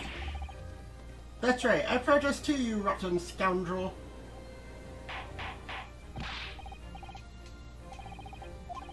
This is not the time, witness. I will not permit this. But this is beyond reason, my lord. It's outrageous. My lord, if I may comment, it was the defense that incited this outburst from the witnesses. My learned friend had seen fit to abandon all protocol and accuse the witnesses without proof. It seems, young Nipponese, that your command of the English tongue is wanting. You proposed to this court that the victim fell through the skylight of the roof deck of the omnibus. The hypothesis did not possibly stand without the rooftop passengers being aware of the events. You have branded these gentlemen liars. You have intimidated their criminal guilt. That... I know it was rash to put this idea forward without any actual evidence, but you can't just dismiss it without a second thought. What are we waiting for? Get them to testify! I thought there was something about that fishy about that hat from the moment we laid on that fellow. If there's filth and rubbish in their midst, we must dispose of...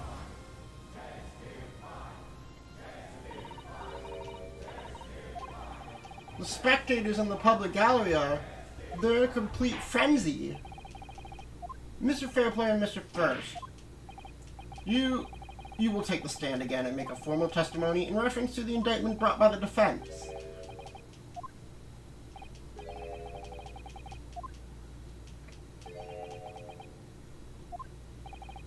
There's no time to think this through. All I can do is keeping pushing forward. What? We were the only two people up on that roof deck, dead or alive. I can swear to it.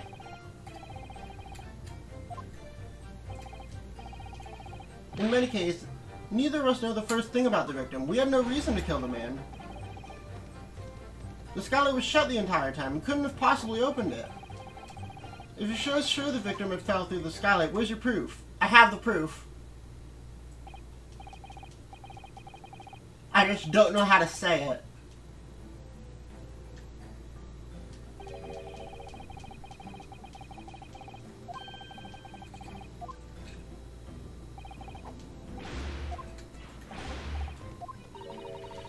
Oh, logically, of course, the argument falls down to if the two of you are in collusion with one another. According to investigations by Scotland Yard, the two witnesses share no common dealings. Well, I don't trust Coppet. This guy's based.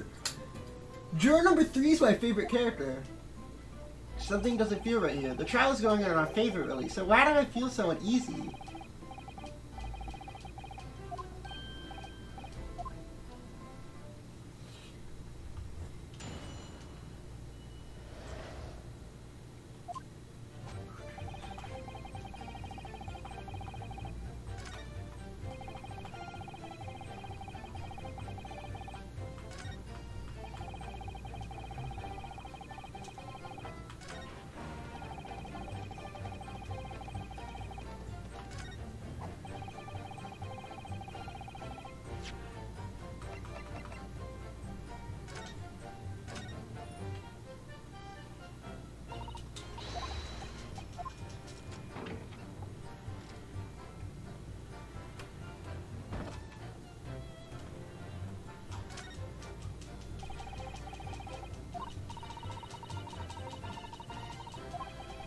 And there doesn't appear to be a handle or a catch of any description. So I suppose it can't be opened from the inside at least.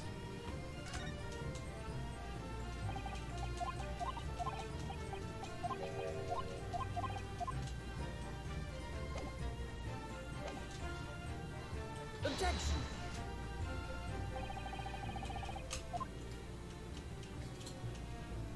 Alright, I'm gonna retry the scene.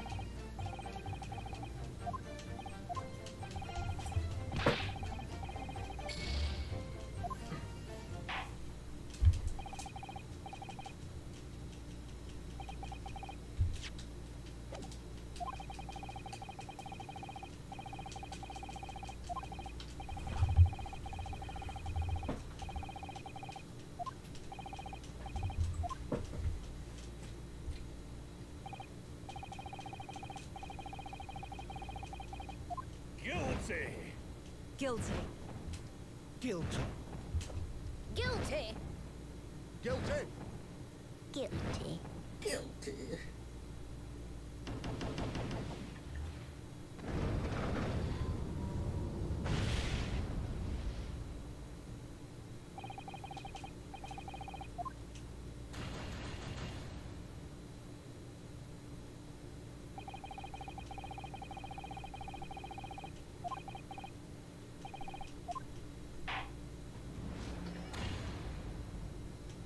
Juror number 3 is fucking based.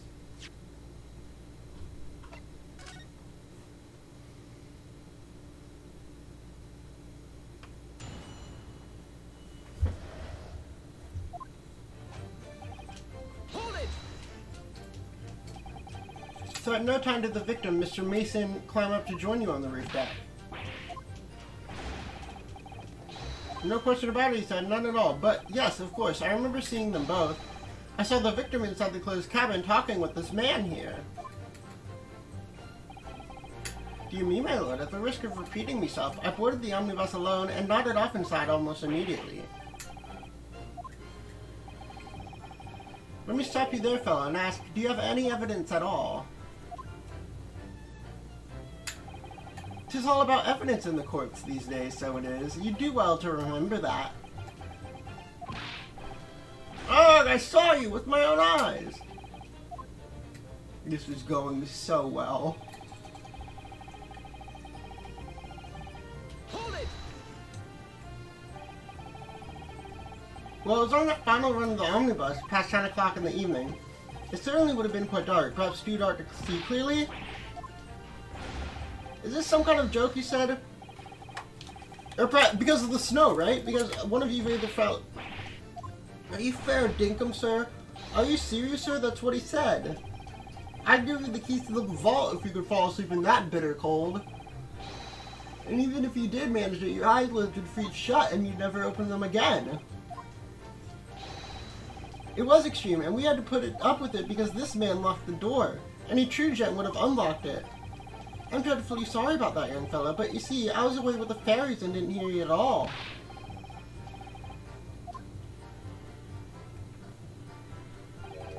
Now, 'twas a cold night, so it was. People do be seeing things that aren't real in the cold. 'Tis hardly surprising. Seeing things? Why is he acting like a horse?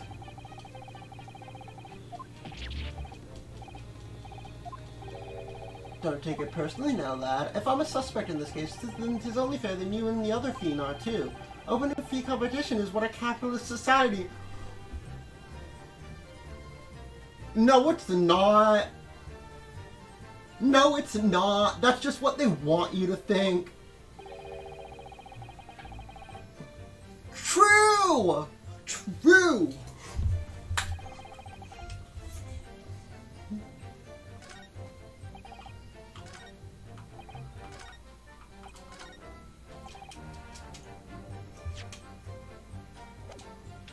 Hold it! So, you had never met Mr. Thrace Frog before? Not once, never.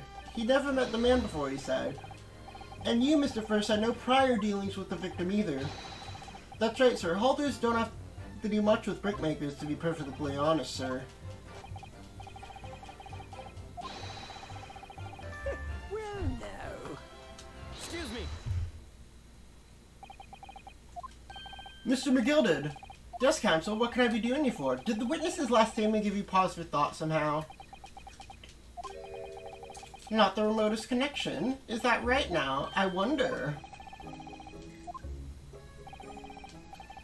Mr. Fairplay, has been too long, it has. If I'm not very much mistaken, I believe 'tis fast approaching, is it not? Your repayment date. Hehe, you borrowed 20 guineas from me, sir. You tricked me. It's extortion. Well now, is that a touch of begrudgery? The sort of begrudgery that might motivate a fellow to pass his crimes off on another. And young Mr. First. You do making hats for a living, do you not? Got their top hat sliding about your head. Is that one of your own creations, is it? I'm looking to find the perfect fit for whatever fine gent happens to walk through the door. The perfect fit, is it? Well, it is a very distinctive design, so it is. Many customers like it, I tell you. They like a distinctive touch. Customers such as Thrice Fried Mason. There's a photographic of the print submitted as evidence of form, my lord. Oh, this you mean? I can't help thinking that the poor folks' hat looks distinctly familiar, wouldn't you say? That's one of my hats! Aye, that is. So it would seem that the brickmaker was a customer of yours. The sort of customer, I'd wager, you could have had a wee quarrel with over the distinctiveness of the goods. Well, there's really nothing more to add. It wouldn't be right to say that the two fellas here haven't the remotest connection to the victim, you see. I rest my case. You little weasel! He's better at this than I am. Gosh, Mr. McGilder has certainly become thorough in his research.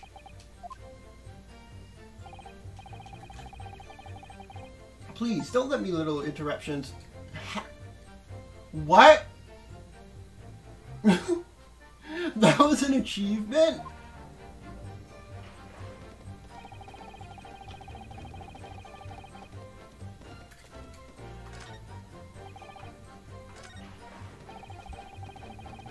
Wait, we're back here? Hold it! So that led to nothing.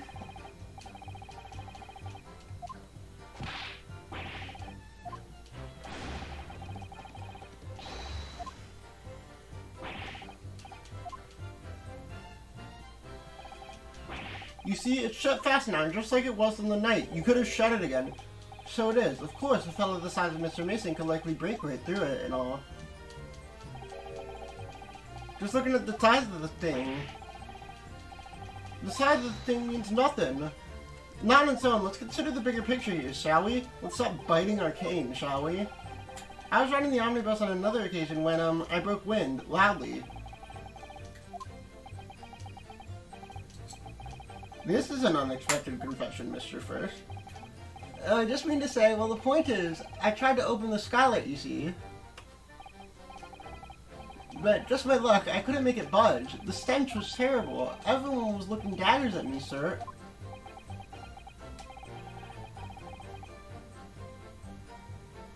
Sentence for fart humor. The skylight can't be open. The sky... That ain't. Excuse me. Do you have something to say about that, Miss Lestrade? Miss Lestrade. It opens. The skylight. That is what we're talking about, right? Stop her before she loads the gun! All them skylights open, dead easy. More easily than you can load that weapon. That's a lie, I tell you. Otherwise, when I broke wind, you can't do it from inside, you mug. You mug? Look, a few weeks ago, I was up on the roof deck of one of them drags. And I had a great haul. I mean, I had purses coming out my ears. This is not the forum to be eulogizing on the subject of your criminal activities. Well, anyway, I had a bit of a scare. When I lifted the last bloke's purse, he got wise to me. All four of them surrounded me, so I couldn't hop off the bus and leg it. So what I did was I used a skylight, opened the catch, and jumped right through. Yeah, the catch of them skylights is on the top side. That's why you can't open them from the cabin.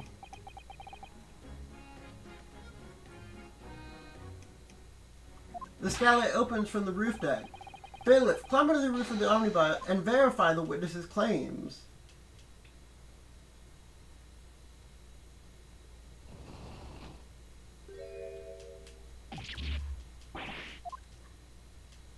Oh, my hat!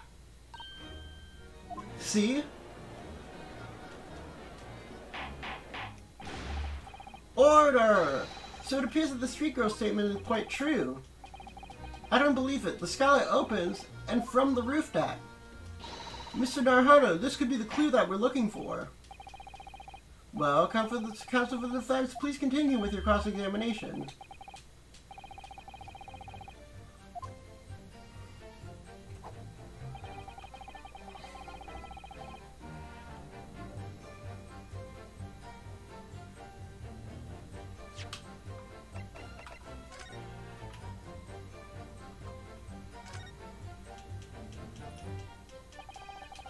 So the skylight was fastened shut, but now the catch has been undone, we should be able to open it.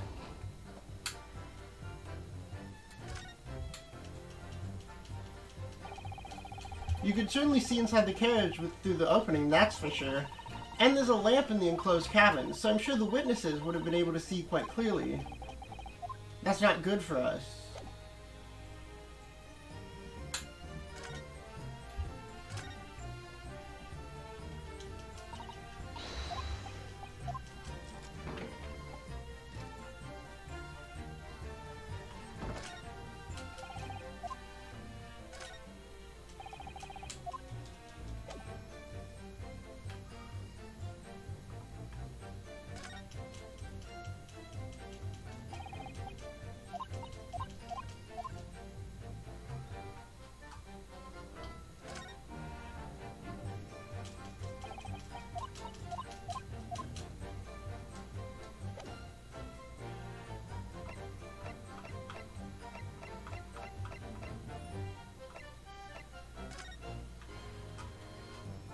This photograph is extremely unhelpful.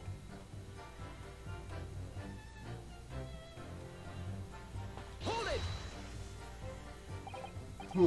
Proof.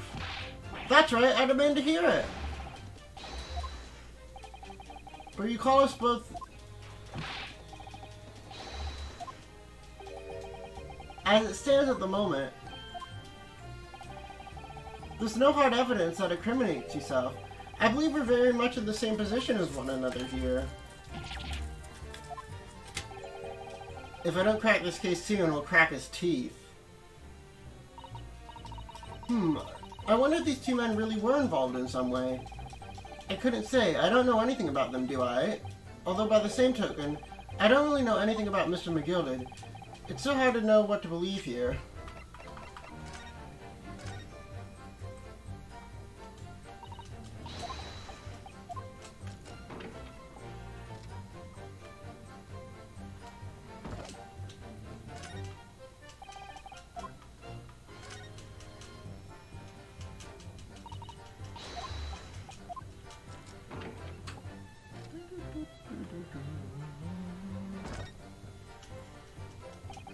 That's blood, isn't it? It's just, well, the blood thing is so obvious.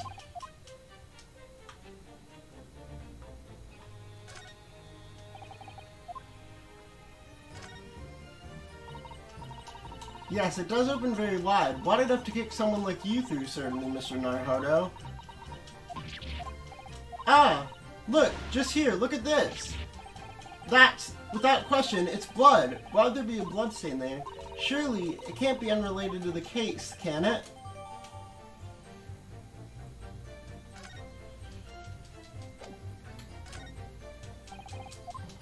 Okay, and then present that on the last statement. I think we should try to remember that it's evidence alone that can truly determine the outcome of a trial.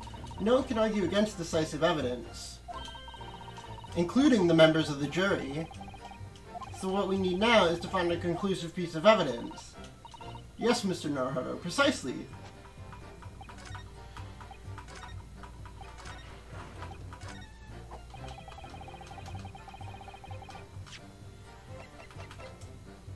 Objection!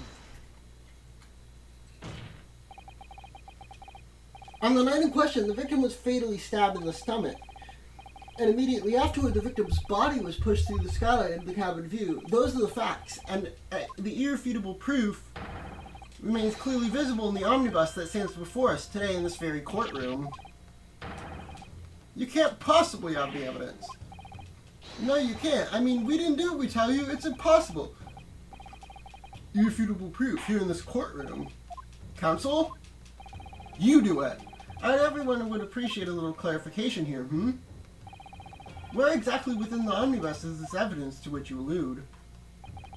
You will point out what proves the victim fell from the roof deck through the skylight. I literally just did that.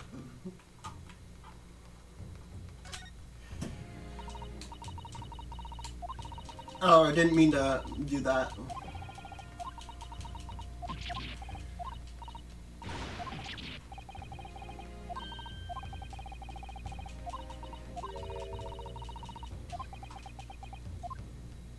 Got it!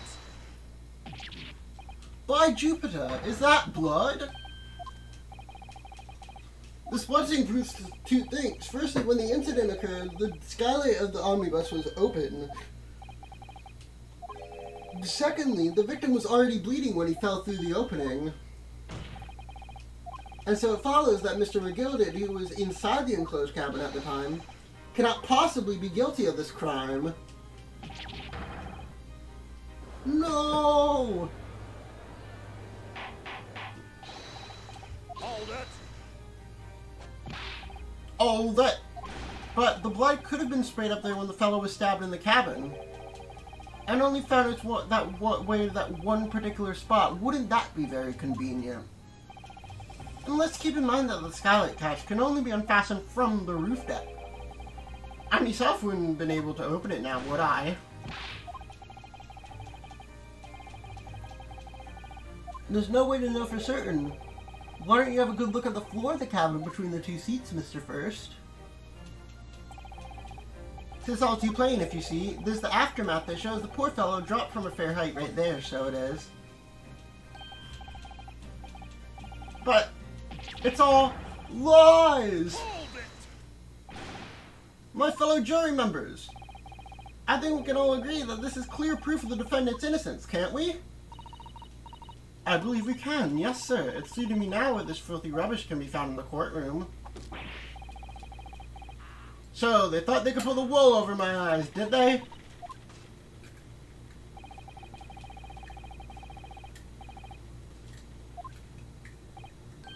Oh, I always knew that nice gentleman who gave us that delightful part couldn't have done such a thing. On three then, everyone. 1, 2, 3. Objection! Yeah.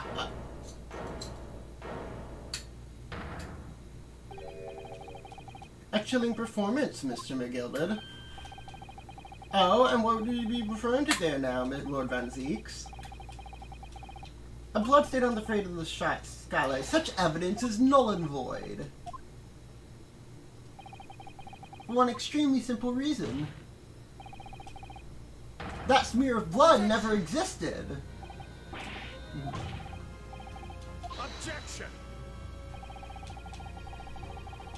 I personally attended. The officers went over the carriage with a fine-tooth comb. So I can say with absolute surety, no such smear of blood existed in the carriage, at least not until this trial began.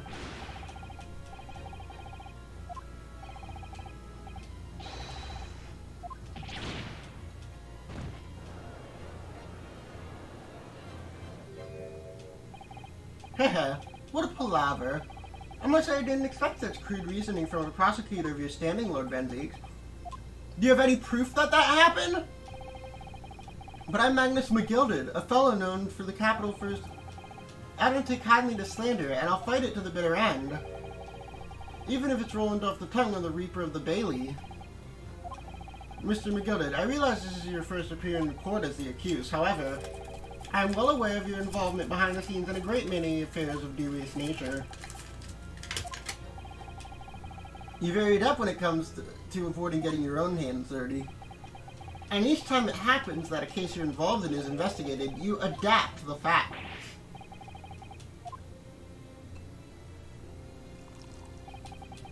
When you wheel fortune the size of Mr. McGillard, however ill-gotten it may be, nothing is impossible. Tampering with evidence, manipulating the scene of a crime, bribing witnesses.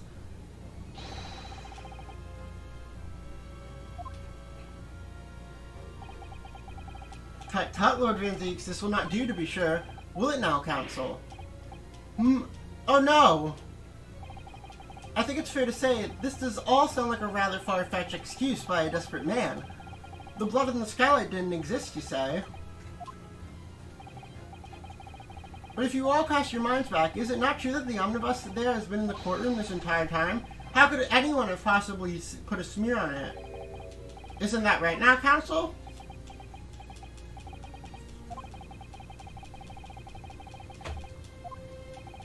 My learned friend. Here's to hearing your opinion on this matter in your own words. As you wish. Could someone have tampered with the omnibus during this trial? If you're asking me, I think...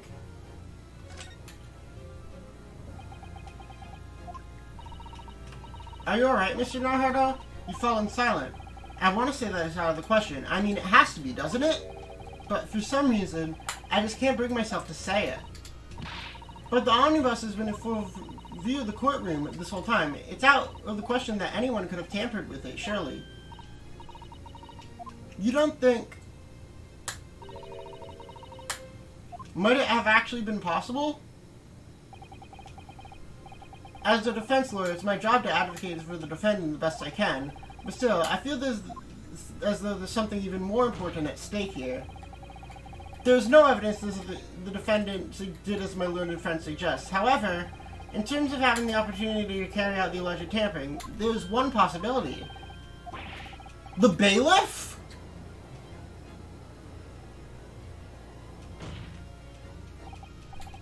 Yes, there is. It seems my learned Nirvanese friend has no intention of running from this deceit.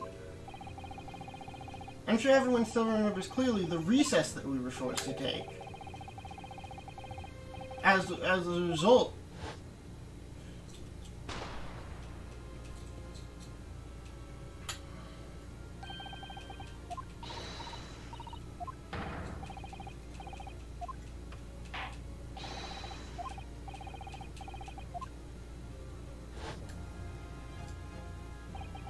the courtroom was filled with smoke, and everyone was thrown into confusion. All of us were made to leave this chamber. In that brief interval, under the veil of smoke and in all the chaos, it could have been possible to steal inside the omnibus.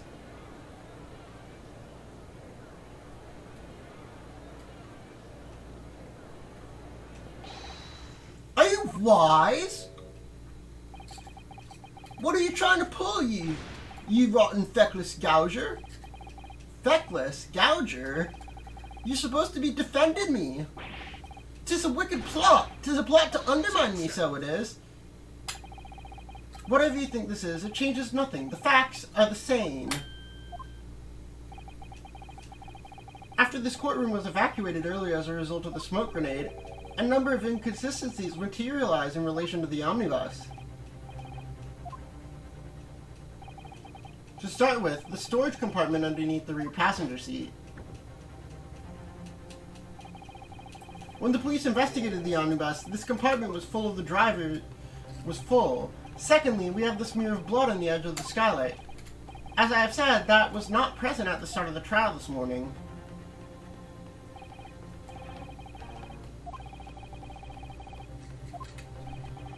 That's true.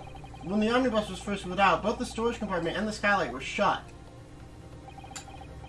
Accordingly, I'm afraid to say we cannot establish with any certainty if this evidence is the result of tampering or not. Indeed, my lord, no doubt there was not a single person who saw fit to verify such things. About the omnibus, is there anything else unusual about the omnibus? I have no idea. My lord, there is one further inconsistency. A mark that surely could not have been present at the start of the trial. What in the devil's name are you going to say now? If you dare to betray me, you little maggot, you better start watching your back.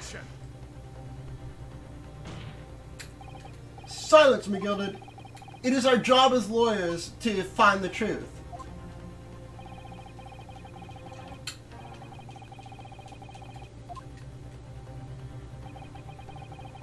What am I supposed to believe here?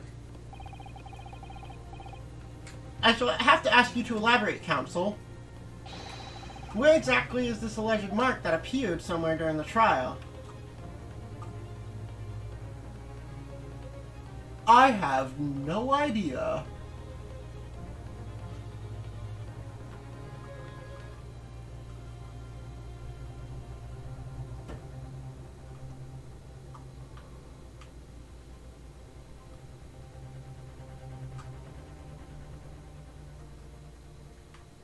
This?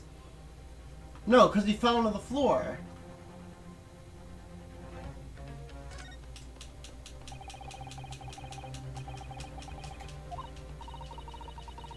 Oh, it's soaked into the seat.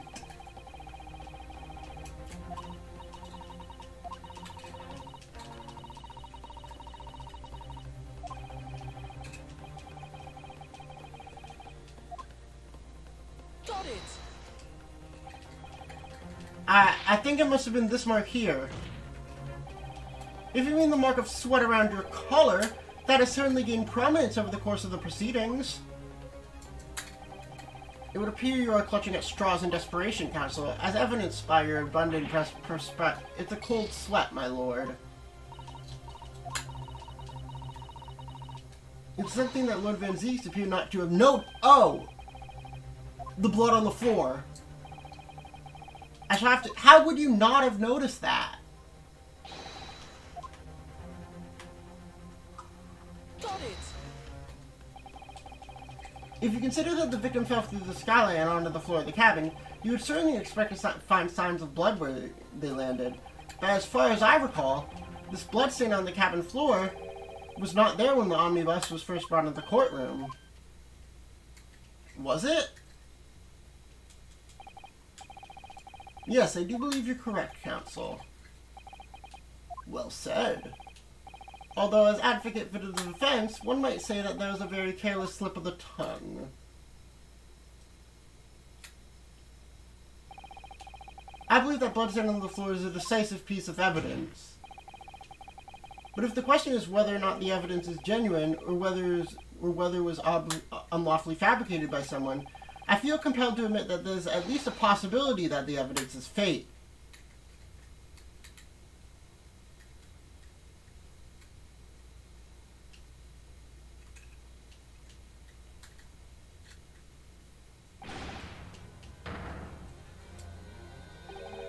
This trial is over.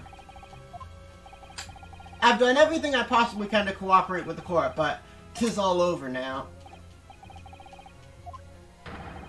'Tis over, I tell ye! Memory, recollection, what people think they saw, 'tis all a nonsense. Fact is what counts, and the fact is that bloodstain is there now! And over the course of this desperate trial, long and extremely drawn out as it been, that good-for-nothing Reaper de Bailius failed to present any decisive evidence at all. He's not wrong. I'm scandalized, I am. I thought better of Lord Van Zieks. Well, my lord? I must concur with the defendant. The unaffirmed recollections of an individual cannot stand as evidence. At this moment in time, the particular bloodstain in question is very much in existence, and the absence of any credible method in which to prove its previous non-existence, I regret to say it would be improper for this trial to continue. Lord Van Zieks, what is your position? The prosecution, my lord, has no further witnesses or evidence to present. Very well. In that case, as I believe we explored every possible avenue in this matter, I shall proceed to my adjudication. As for formality, I am of course obliged to confirm with the defense first. What formality? I think that Mr. McGilded will be found not guilty, which would mean we've won. Is that really the right outcome here? Is it really alright for the trial to come to an end now with all these unexplained inconsistencies? Counsel for the defense, your closing statement, please. Yes, my lord. The defense believes...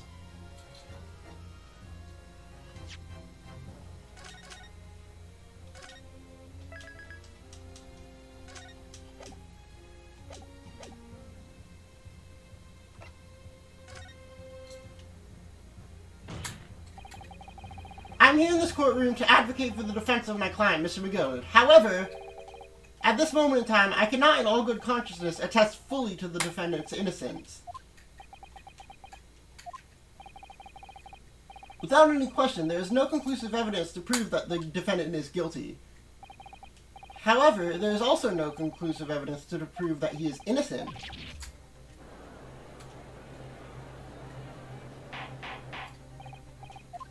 This is like 2-5. I love 2-4. I love this. This is like Farewell My Turnabout. I love this, except without the character development. But a defense lawyer calling the accused innocent into question. Are you out of sound mind? Wahaha! So it was a grand decision to appoint you as my lawyer. A grand decision. I must say I didn't expect quite an exciting spectacle at the end there, but still. Here, have this for your troubles. Your job here is done, fella, and some fine work you've done, so you have. Just as a very honorable gentleman, the trial can't go on anymore. And your closing statement there was, how did he put it now? Not more than a formality.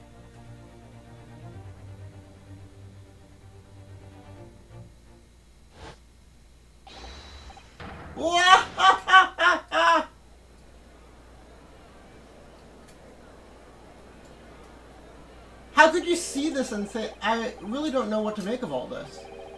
Was the evidence we've seen genuine, or was it fake? His lordship would be fuming. Any unsightly rubbish should be disposed of prominently. The stinking rich are always guilty of something. I feel terribly ashamed that I ever doubted that lovely man who gave us the lovely park.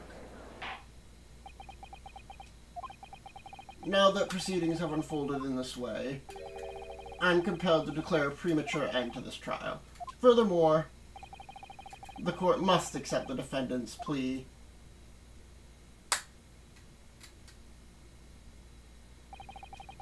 I thank you kindly, my lord. I hereby pronounce the verdict of this court. Objection. But we still haven't determined if the bloodstain in the omnibus is genuine or not. We don't know if these witnesses are telling the truth or a pack of lies. We have no idea about the truth. Lord Van Zeeks. The case made by the prosecution was flawed, plain and simple. If indeed the omnibus presented as evidence was tampered with, the prosecution is at fault for allowing such a disgraceful perversion of justice to take place. My sincerest apologies, my lord. But wait, when we were evacuated from the courtroom, Lord Van Zeeks ordered the evidence to be secured. I'm afraid the prosecution cannot shun responsibility in this matter. The culpability of the defendant has not, at the present time, been established by this court. Consequently, the jury will not be required to prefer judgment. He rigged the trial! He rigged the election! Well, Lord Van Zeeks, it's been a pleasure. And as for you, my dear fella, I couldn't have asked for a better defense. Do you mean to tell me this has all been a great waste of time? 'Tis the law of the land, my good man. If you'd like to pursue this matter further, you can always go ahead and try to change the law. Magnus McGilded. You have more to say, have you? Just one thing, a warning.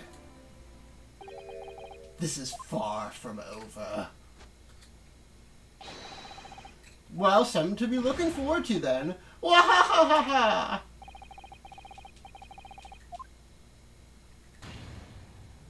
We win! Yay!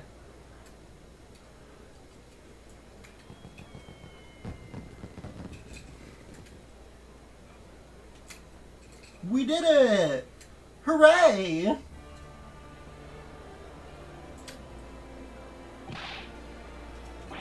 I can't believe it! This is an outrage! They should have examined the evidence more. What are you talking about? The man's been cleared. He's innocent.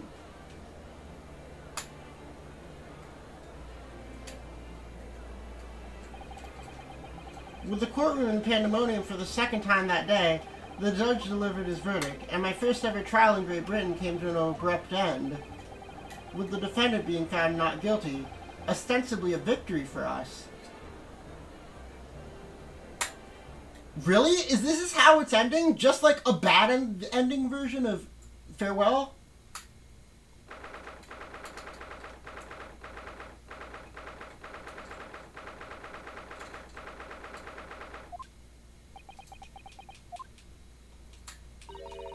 That certainly was a long trial. Your first ever trial on foreign soil, and your first victory. It was a wonderful performance. My heartfelt congratulations.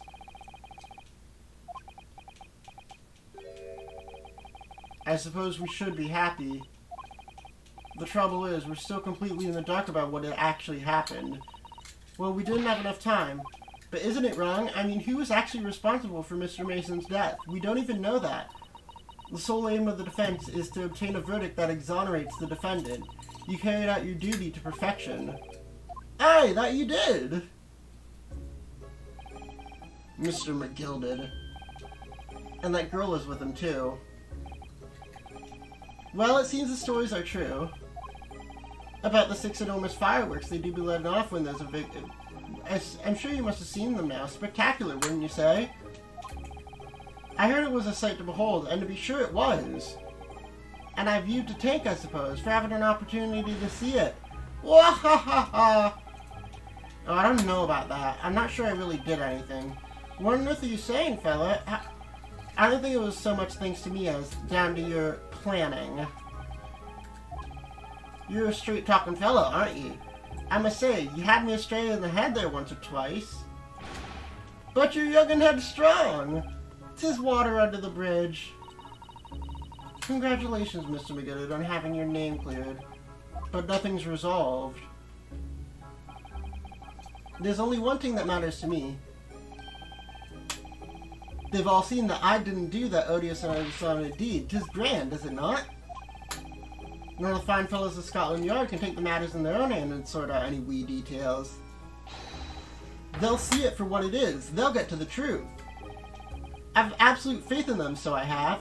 After all, I do be provided a good number of their wages with all the taxes I pay. Wahahaha! It's not that funny. So then... Sure you pay taxes. 1,000 guineas for your trouble. Oh no, I couldn't possibly have said that much. You're humble people, aren't you? You from the East? Well, if you insist. But have this, still and all. You deserve a reward. Mr. Magnus McGilded. Everything is ready, sir. If you'd like to follow me into the courtroom... What's this, officer? 'Tis sooner than I was led to believe. I hope it's not inconvenient, sir. There are some changes to the schedule. Well, I must be making tracks now. 'Tis time for the inspection. They're going to examine the omnibus again, so I'm told. I asked if I could be present for it myself. They're going to examine it again, now? Naturally, I'm under no obligation, but as an upstanding member of London society, I'd be doing my best to help where I can. 'Tis a gentleman's duty, so it is. So then, fare thee well. 'Twas an absolute pleasure meeting yous.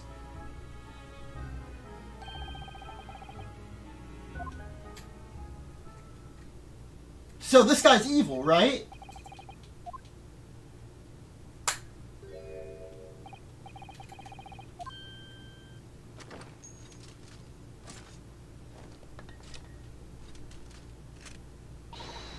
Don't move!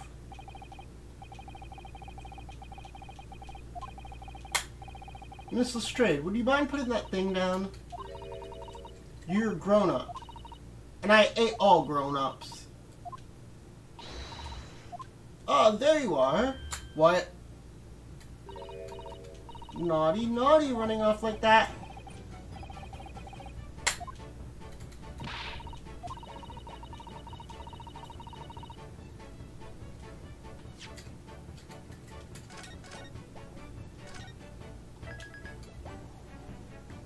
Next time on the stream, I have no idea what's going on. Thank you for watching.